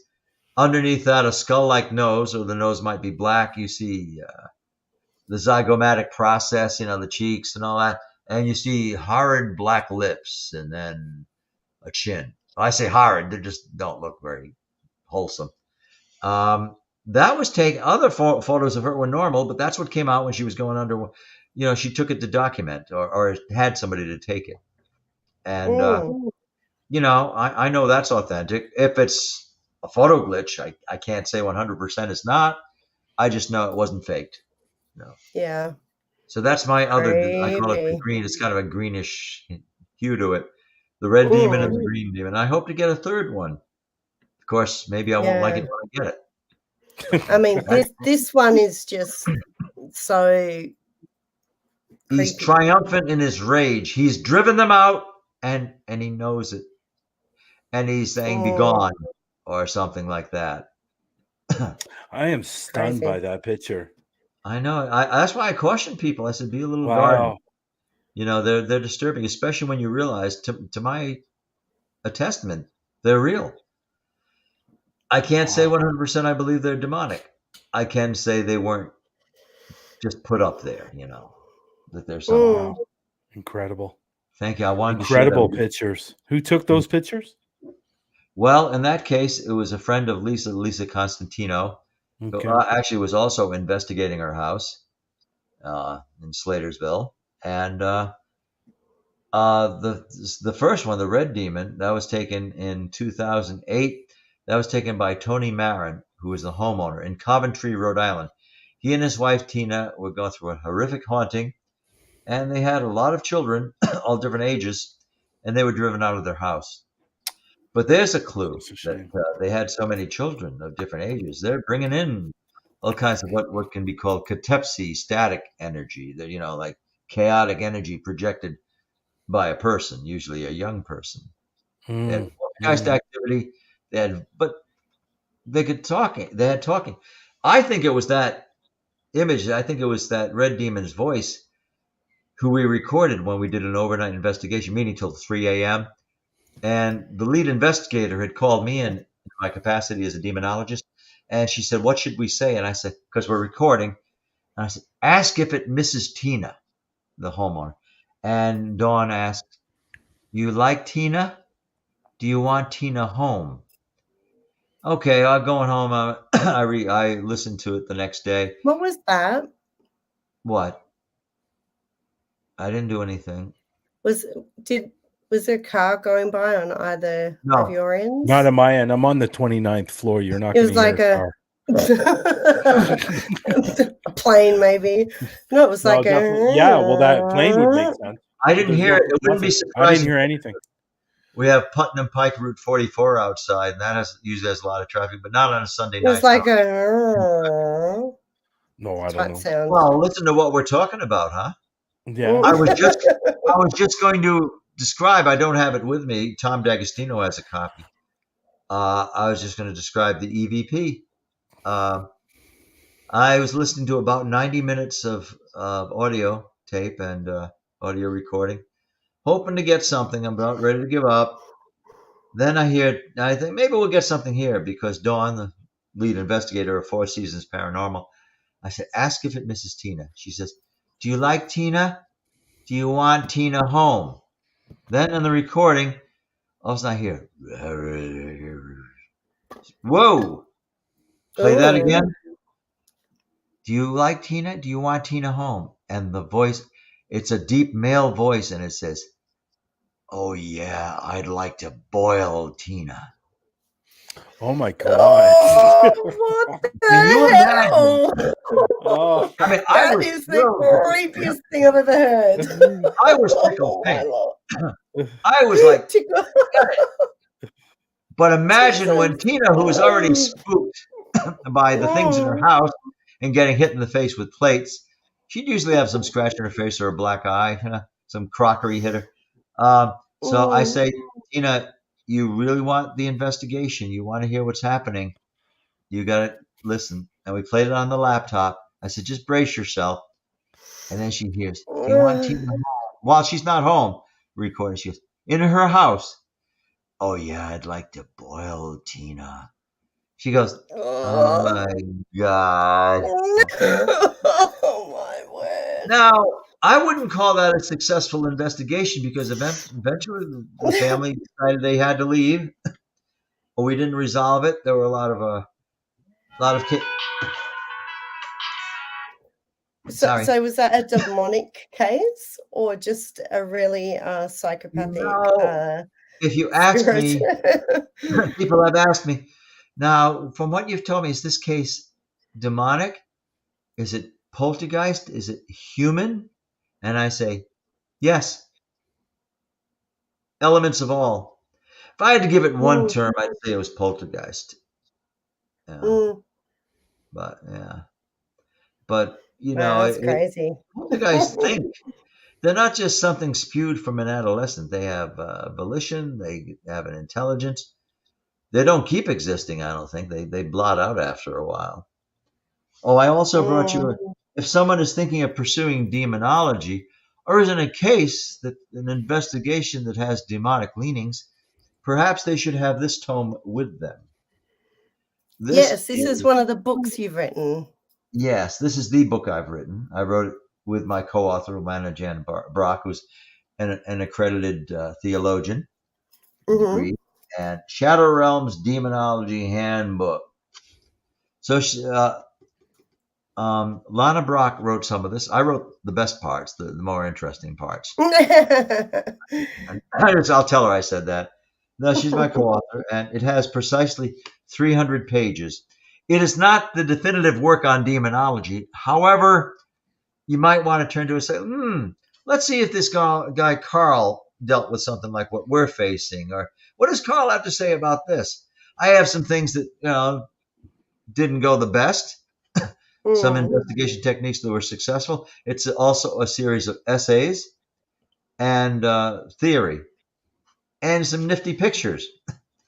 I wanted color pictures, but it would have been prohibitively expensive, and it just wasn't. It's not in color, but there's the red demon, and it's kind of eerie in black and white too. Yeah. And there's a picture of me. Well, on the other side. A picture of me using divining rods or dowsing rods. And for some reason, there's a black shadow enveloping me, which we couldn't explain. Didn't come out in other pictures. That was also taken in one of the buildings, that shadow thing in the Slater Mill. So I think one of my favorite chapters. Well, I've also got my, how I got into the paranormal, and its subtitle is "I Was a Teenage Satanist." That I think I think that's interesting reading, and it's got like a lot of symbols in it. Yeah. And where can people find this book? You can find it through the author or authors. I mean, I'm the front person, so get in touch with me through our website, Panorama Paranormal, or just contact me. I have a Facebook page. Most of us do. Meta page. I'm not that hard to find. Get in touch with me. Amazon.com is probably your quickest route to it, because then you don't get an autographed copy until you meet me. But Amazon.com. What if I ordered one, Carl? Would you autograph it for me? I'd find a way for you. I would find a way. Wow. I would. That's nice. I'm honored. Because don't you know, I would move heaven and earth to be. Yeah, I'd find a way to yeah. I want to get that book for a while there. I'm going to get that book. Yeah. Oh yeah, no, you'll find. Yeah, I have a dozen downstairs, so this makes 13. But I can't get it to you overnight, but without an egregious expense. Yeah, there's my co-author and me. That's awesome. That's awesome. That's awesome. Were we personally involved? I really can't say, but okay, good to know. But Shadow Realms Demonology Handbook, it is available through Amazon.com, and you can find it sometimes in Barnes and Noble booksellers, a few different ones. It turns up where I least expect it. Some libraries have it or can get a hold of it. I donate them when I go to the library. Also, as demonologists, we speak of the evils and the dangers of the spirit board, the Ouija board, which you must stay away from. However, look what I got. Oh dear. Yes, it is coffin shaped. It is made of coffin wood. It has the likeness of horror fiction author H.P. Lovecraft. Well, he was more of a writer than an author. Is that seriously made out of like a coffin? Yes. This was gifted to me by Danny Perez and his wife Lauren Perez. They make the rounds of the circuits of the paranormal conventions, and boy, he has this. I think he has the most interesting stop. I mean, he's got so many things. Anything about like a human skull to a shrunken head to Ouija boards, spirit boards made out of coffin wood. He's got like good Lord, like ossified spiders and bats. I tell him, I said, I won't be surprised if you take an embalming too on weekends, because you got an array of things. And I have so many things. I think that's what I brought for show and tell. Oh, I got more. I got more for you guys. Picture of I don't know. Oh, I like inconclusive. I don't know. Is this a ghost? It's a very clear picture. This was taken in a mill in the 1810 Wilkinson Mill on the Slater Mill campus, built between 1810. Just hold it up a little bit, Cole. Yeah. Yeah, I can kind of see what you're seeing. Yeah. This was taken in a machine shop exhibit, an authentic machine shop with antique machinery. So it wouldn't be dust, it wouldn't be cotton. I don't know. It looks like there's a figure kind of in the middle. And how zoomed in is that? Like, is it zoomed in? Like, it's enlarged, yeah, somewhat. It was from a digital picture, and enlarging it didn't really bring out much detail in it, because it's just this cloud-like apparition. There was no fog, no mist, no smoke. I guess it's a ghost photo. Yeah. I mean, it's hard to tell without, seeing the context of what's around it. But I just know it's a picture of something that shouldn't be there. Yeah. Very cool. It just came out. But it's casting kind of a shadow, so I don't know what the heck that. There is a shadow. Well, I assume it's still there in that museum, that the Wilkinson Mill is now a museum. It has authentic water wheel pit, an 18,000-pound water wheel that used to power the machinery, drawing from water from the Blackstone River, and an authentic machine shop above it, all the antique machinery there, and shadow person. I've seen the shadow person. I'd heard reports of him before I saw him. I've seen the shadow person there twice. Maybe in a flash picture, in the dark, maybe the shadow person comes out as white. Maybe. Maybe it would be invisible in the dark or come out as white. In other words, the absence of color. Maybe sometimes that color is absent and it's interpreted as white. Sometimes it's black and you don't see much of it. But I'm a shadow guy. I'm going to show you a picture. What you got for me? I did an investigation at this place in January. The documentary is coming out soon. Let me just share it with you guys. Please I pulled it up. This is actually on their website. So let me just share. And he took himself out.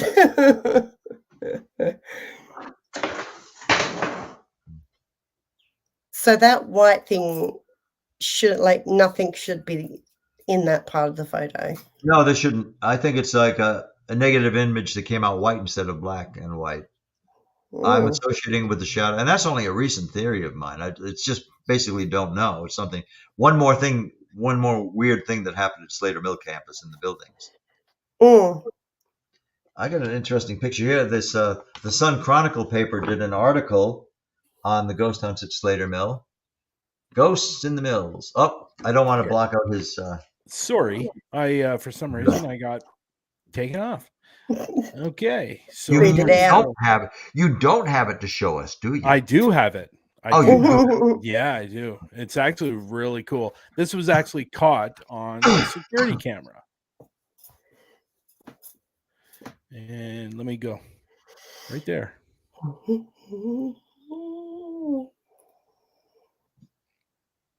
Can you see it?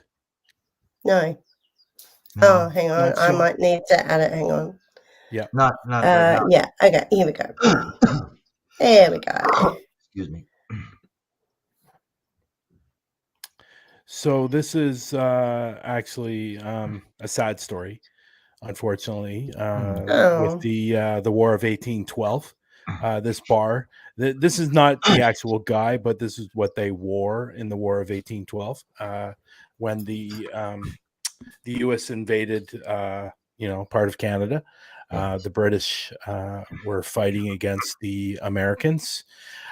So this bar, this inn that was there, Captain Colin Swayze went there because he was in love with a woman that worked in the bar. Unfortunately, he couldn't find her. The Americans invaded the bar. He ran downstairs to the basement, hid in one of those wine barrels. I've heard this story. Yeah, and they went downstairs. And started stabbing all the wine barrels. Well, unfortunately, he was in one and got killed. And they actually think that this is They actually think this is Captain Colin Swayze. I actually think it's a woman, and who is haunting this bar as well. And she used to live there, and she loved this inn and bar. And this is what they caught on the security camera. Now, to the right over here, there was two workers happened to be in this area, and he had hurt his arm. One of the workers hurt his arm, so they were talking about it. And all of a sudden, the first aid kit was thrown off the shelf, and it opened up, and the tensor bandage started rolling right in front of them. Yeah, but they actually think this is Captain Swayze, and obviously you can see the similarities to the jacket. I see that. Yeah, but I actually think this is actually a woman. I see a woman, to be honest. But that documentary should be coming out at the end of November. And we discovered a lot of new things that the owners didn't even know. during this investigation. And we actually discovered during this investigation, the man that killed Captain Colin Swayze, his spirit is up in the inn. And he's the negative spirit that doesn't want anybody around in the inn upstairs. And Yeah. only one part of it. So he obviously got killed in the war, and for some reason his spirit went back to the inn, and he's now haunting the inn upstairs. And in actual fact, we discovered that Captain Colin Swayze's not actually in the restaurant part. He's in the basement still hiding. That's what we discovered. And it was actually really, really interesting. We had a tarot card reader come in, and we were asking questions. It was more like yes or no questions we were supposed to ask him, and or not yes or no questions. We were supposed to distinctly ask him a question. Anyways, I said to him, "How did you die here?" And he went through his cards and split them, shuffled them again. He pulled out a card, and it was a card of a ring with swords going through it. Okay, I've seen that. Nah, see, you cannot make this shit up. I've watched it so many times. With swords going through it. Yeah. Yeah, that's the card he pulled after I asked that question. Either that's synchronicity or a sign from beyond.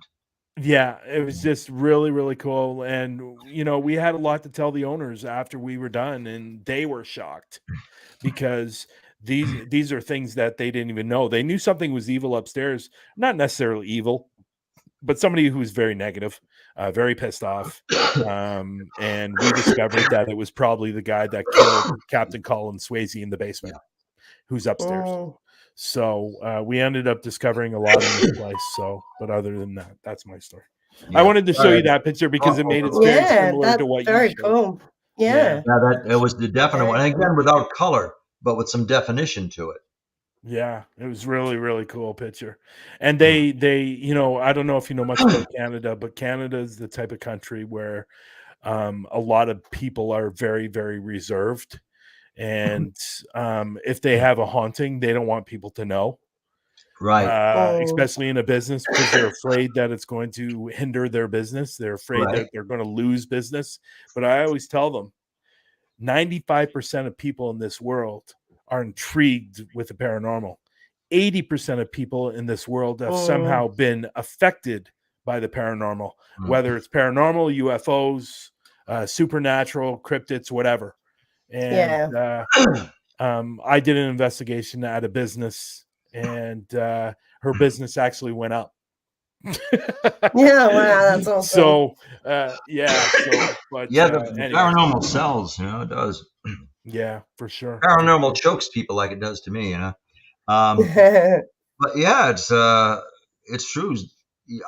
I've heard figures quoted about, you know, 40% of people actually believe that there could be such things as ghosts. I think it's more than that. More like 70% or something, or perhaps 80%. I would agree. The possibility, or I'm sure it goes way up when you count people who are interested in such matters. Yep. Yeah. For sure. Anyway, I would, you know, like to thank you for coming on, and Brian. It's been my pleasure. Oh, it was amazing. I put the envelope with my voice, you know, of course. Yeah. I had an amazing time. Quickly, one more show and tell. You won't be able to see it too clearly. This was a photograph, you know, for the article in the Sun Chronicle. They did a story on the ghost hunts we had at Slater Mill, the evening tours. Now, that's the giant water wheel you see in this picture over on this side. And it's really quite, I used to run that during the ghost hunts. And you see a group of people for the ghost hunts gathered around the rail. There's an enigma in this. You won't be able to see it clearly enough, but there's a shadow projected on the wall. You know, for months, I thought it was the lady's shadow. It's a lady standing there, and I thought that's got to be her shadow because it's in back of her. I was looking at it more closely, and I noticed her shadow is fainter and it's to the lady's left. The light source projects it there. There's a very anomalous shadow, a tall figure, looks like it's wearing a cloak and maybe a hat with one outreached arm. You can actually see it there. Let me see if I can. You can actually. There it is. Right here. Very tall and darker than any other shadow there. That, I think, inadvertently, the shadow person got photographed. Usually, when you have a picture of a shadow person, they didn't mean to be photographed. There he is joining the group. You can't see it clearly here, but when I look, I could give you a magnifying glass, won't help. But when you look at that with a magnifying glass, you really look at the light sources, and it is a very dark and strange shadow. I tried to replicate it by going back there. No, couldn't. So that there's a little shadow. And Mike Ricksecker wrote a book on, and he's written a lot on shadow person, the phenomena of shadow person. He wrote a book on it and did a documentary on it that he filmed at the Conjuring House, and I was part of it. So these things are real. These shadow persons, they've been seen time and time. What they are, I don't know if I even have a theory on that. I'll say interdimensional, that they use portals to come back, and Andrea Perron would attest to that. Andrea Perron says her house, well, it was her house, or that she lived in, that they call the Conjuring House after the movie. She said it's a portal disguised as a farmhouse because so many things come out. Very good idea. Interesting. Her teenage years there. Yeah. Well, thank you for having me on as your guest. It's been my pleasure, really. Sorry, I was just hearing knocking. And I thought maybe one of my cats was in the cat tray, but there's nothing there. My K2 was going off earlier. Oh, I think because of the subject matter, I think if you review this episode, you're going to find a few incidents where something was happening, or instances where we're getting something a little strange happening, like the noise you heard, and getting things through your headset. Yeah. Yeah, no, I've got some spirits around me, but I did cleanse myself over the weekend. I think they want to be heard. But they're obviously trying to. Well, I enjoyed this. I enjoyed very much. This. Me too. I enjoyed meeting you, Carl, and hearing some of your stories. And I love connecting people.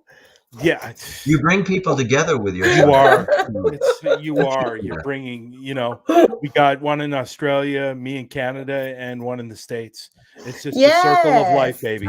The circle of life.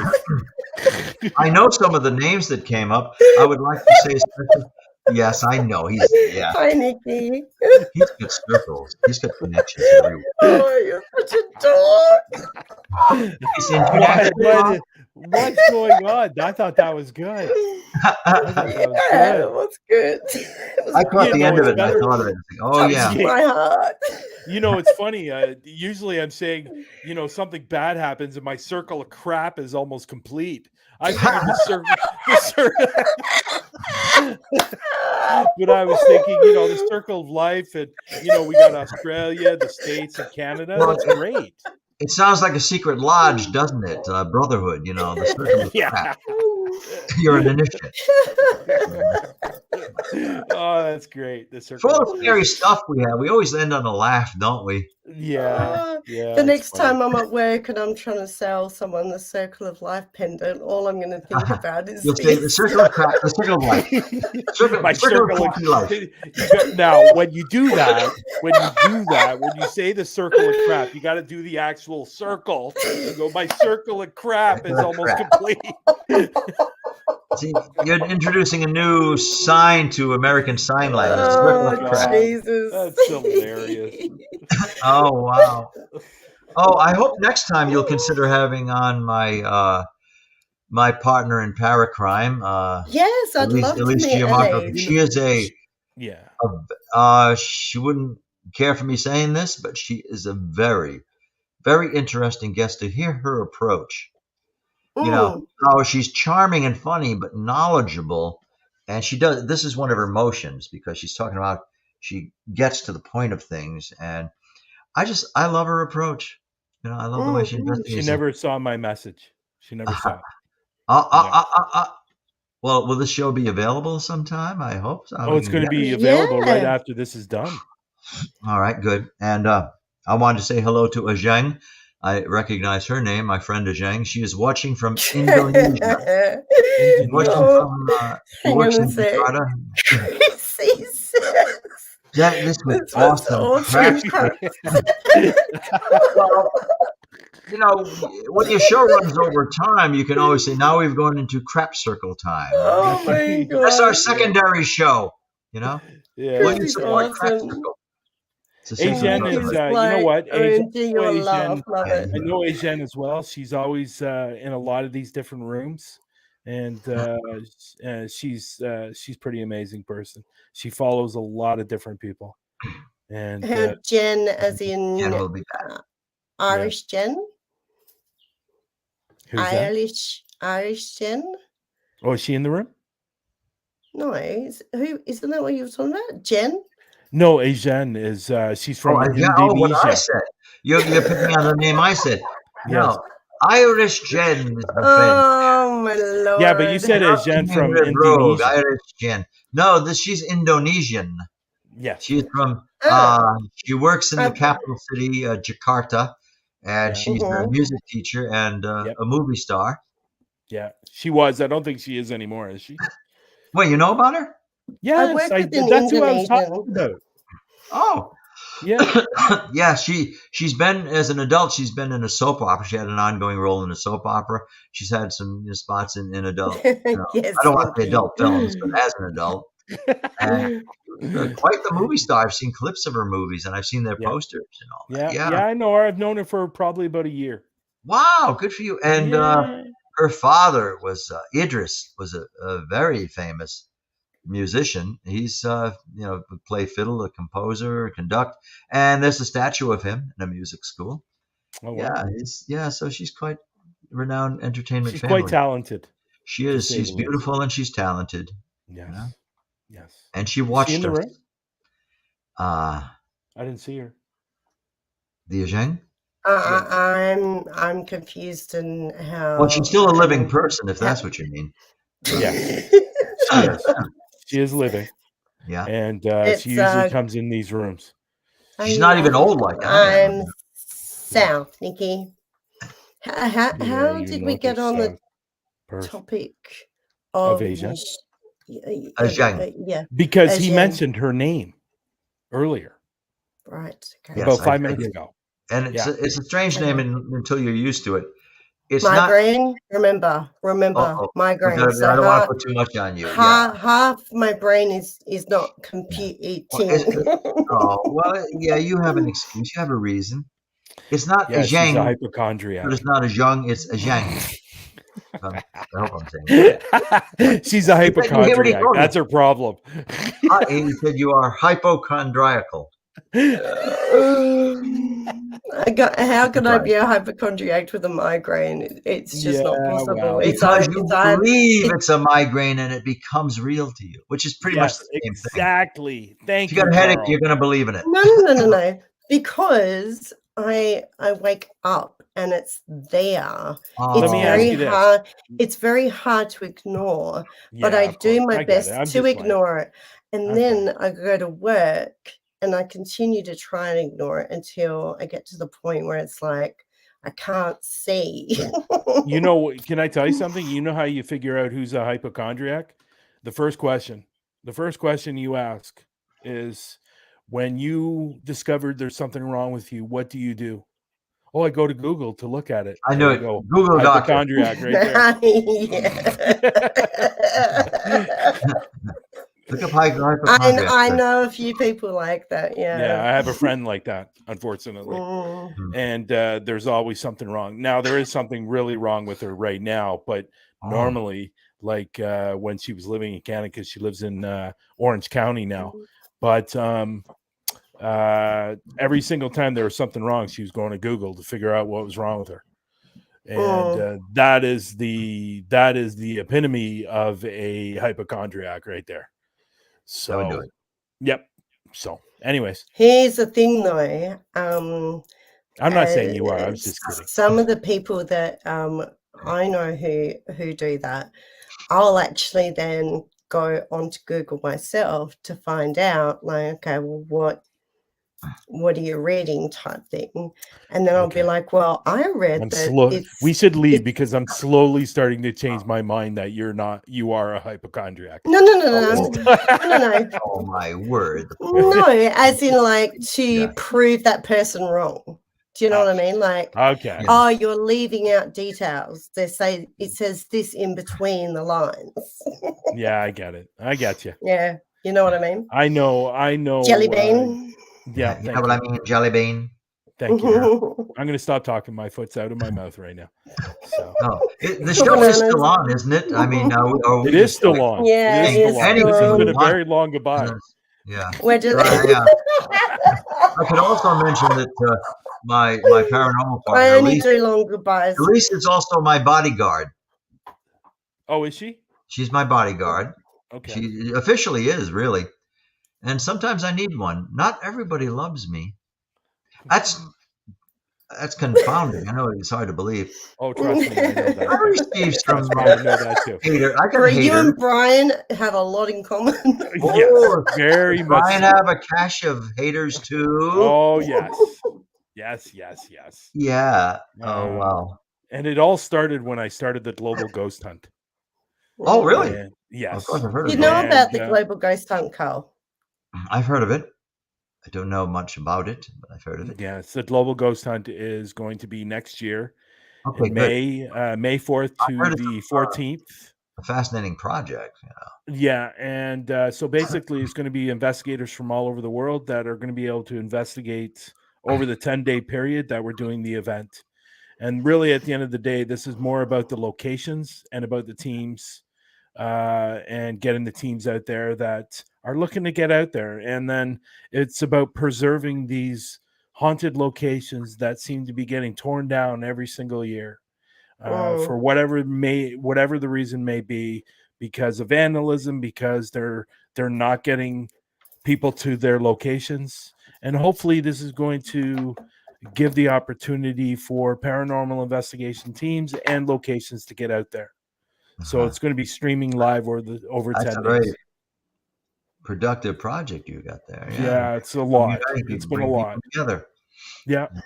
And that's what it's about. We get to watch somebody over, and possibly I know we had somebody from Japan, I think, or no, Singapore sign up. Oh, really? We've had someone. Yeah, we did. Cool. And it's just learning different skills and techniques of all these different investigators. Yes. That I went to the UK in March, and I learned so much from a lot of the investigators that I was with, and that's what it's about, right? We learn from each other. We share each other's evidence. And, Ideally, it should be a sharing process. Yeah, for our unfortunately, own it's not. Then to improve the field, to make advances. That's how you make advances, not just from being on television. Well, see, the problem is when we put on television. See, the problem is when we put people on TV that we know that they're known fakers. That's not helping our industry. And I'm not talking about Ghost Adventures. I'm talking about somebody else that just recently got a TV show, and he's a known faker, and he's got multiple videos on YouTube. And if all you have to do is punch in fakers in his name, and 10,000 videos come up. And this guy just finished getting a TV show, and it's ridiculous. Just say who it is. I don't care. Sabe, the book is mellow. I have a feeling I know. It rhymes with faux. Yeah, you're freaking kidding me. Yeah, he just got something on the History Channel, and yeah, I think I've seen the ad for that. Yeah. Yeah. Oh my god. He's a known faker, and we are rewarding people that fake videos and putting them on TV. It's just ridiculous. And I'm disappointed in the History Channel. I really, really am, because I really like that channel. Well, I lost a ton of respect for that channel after hearing that. So I thought the History Channel is supposed to be on real history.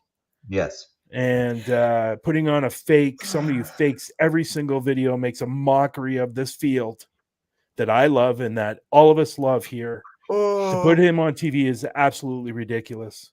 So yeah. it's Oh just, man. it's I ridiculous. mean, I saw a So debunking video of him a few weeks back of this house that he bought and his stalker. yeah, And oh my ridiculous. And it word, was it's faked. so And he had pathetic. to Of take it course down it and is. It's so pathetic. he left something in the video, Yes, and yes. he took down the video, re-edited it, and put it back up because Yeah, he because he left. made a Yeah, mistake and left yeah, in and just bang a little bit harder and like talking to the yeah. person Just who was his ridiculous. stalker. And I'm And this is disappointed. what I was saying, Yeah, Carl. Like, and these people, millions of them, still believe in this person. Oh my God, you okay? And all this kind of bullshit. and I'm just Ah! and I'm disappointed in. I'm also disappointed in Chorus Entertainment because they're the production company that has created this show.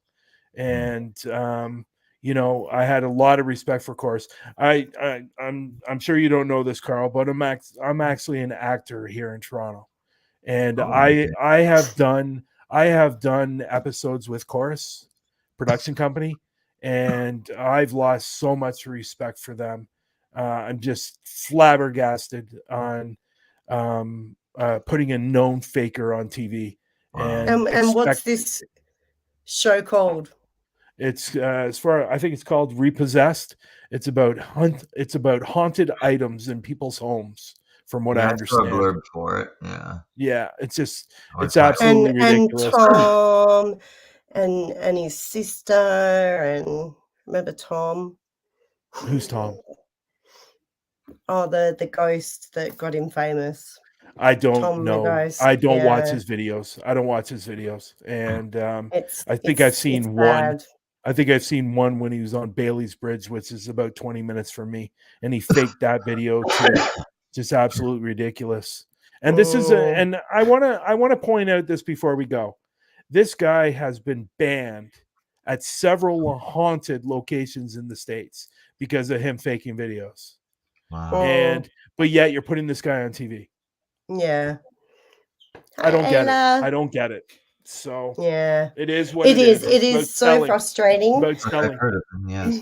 But Yeah. you know what? So And I think that's kind of what like gets me in my little kind of overwhelmed paranormal slumps. You know, you put like so much work, not just investigating, but it's all the work behind that of yeah. what people don't see, that Yeah. it just piles and piles and piles, and you just kind of keep at it, and then you hear things like that, or like that someone's faking evidence, and it's just it just It's brings you disheartening. like, It's what is the it's a lot. point of me doing what I'm doing? Do you know what I mean? And like, I don't care about views or money or anything. I'm doing it because like I want to do it.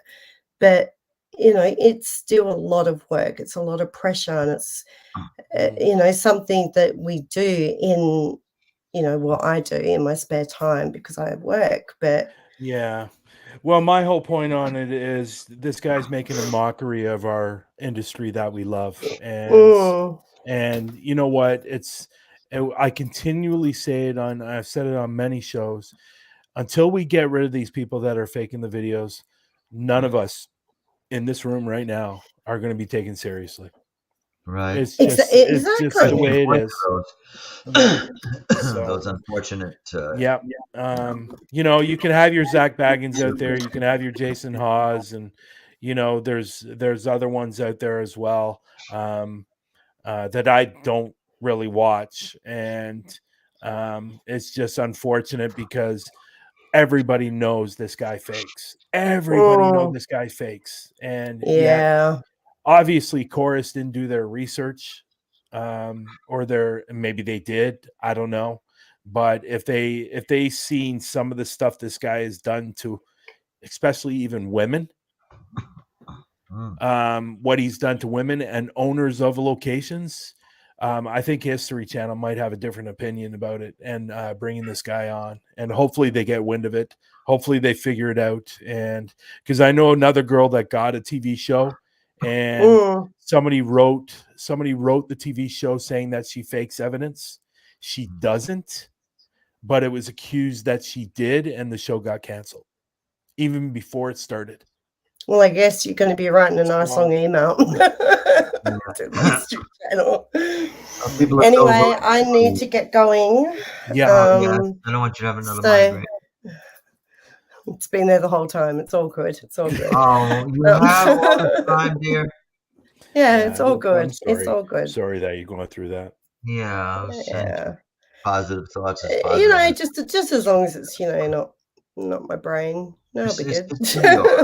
Yeah, I know. Just gotta work. Are you allowed to take something for it? Yeah. My doctor actually prescribed me like stronger medication, so it just like knocks me right out. But I ran out, so I had to take the lesser one when I went to bed last night. Okay. Well, I hope you feel better. I hope you feel better. Yeah, I'll be all right.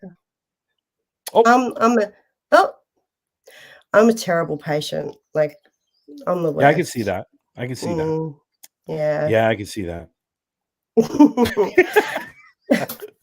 Anyway, everybody, we are going to get going. Thank you also so much for hanging in there with us. By the way, that was probably our cue. I don't know. You know what? Okay. I did the same thing probably. I want to thank you for bringing me up and introducing me to Carl. Obviously, I know who Carl is, and thank you. I was really thrilled to finally have the opportunity to meet you and talk to you and learn a little bit about you and what you do, and it's been fantastic for me. Now you get me wound up. I start talking about my interest. No, it's good. It's a good it's thing. interesting, you know, and it's real, and that's the main thing. So thank you both for and I hope, Brian, that Peta does recover quickly and well, because I must have at least one date with her. And I don't want her to be hurting. But I'll tell you, I will believe her if I show up at her door and she says, "I'm sorry, I have a headache," because I'm prepared. I will believe her. I am prepared for that. And one thing I can say, Peta, about a date with me, you will laugh. I don't know if there'll be a second date, but you will laugh. You gotta laugh. You have to. Wow. Yeah. A love connection going on here. Yeah. There you go. Well, thank you, everyone. Thanks to her at my age. Wow. Not doing too badly, I guess. Thank you, everyone. All right. Thank you, everyone. Good night, everybody. Let's do this again.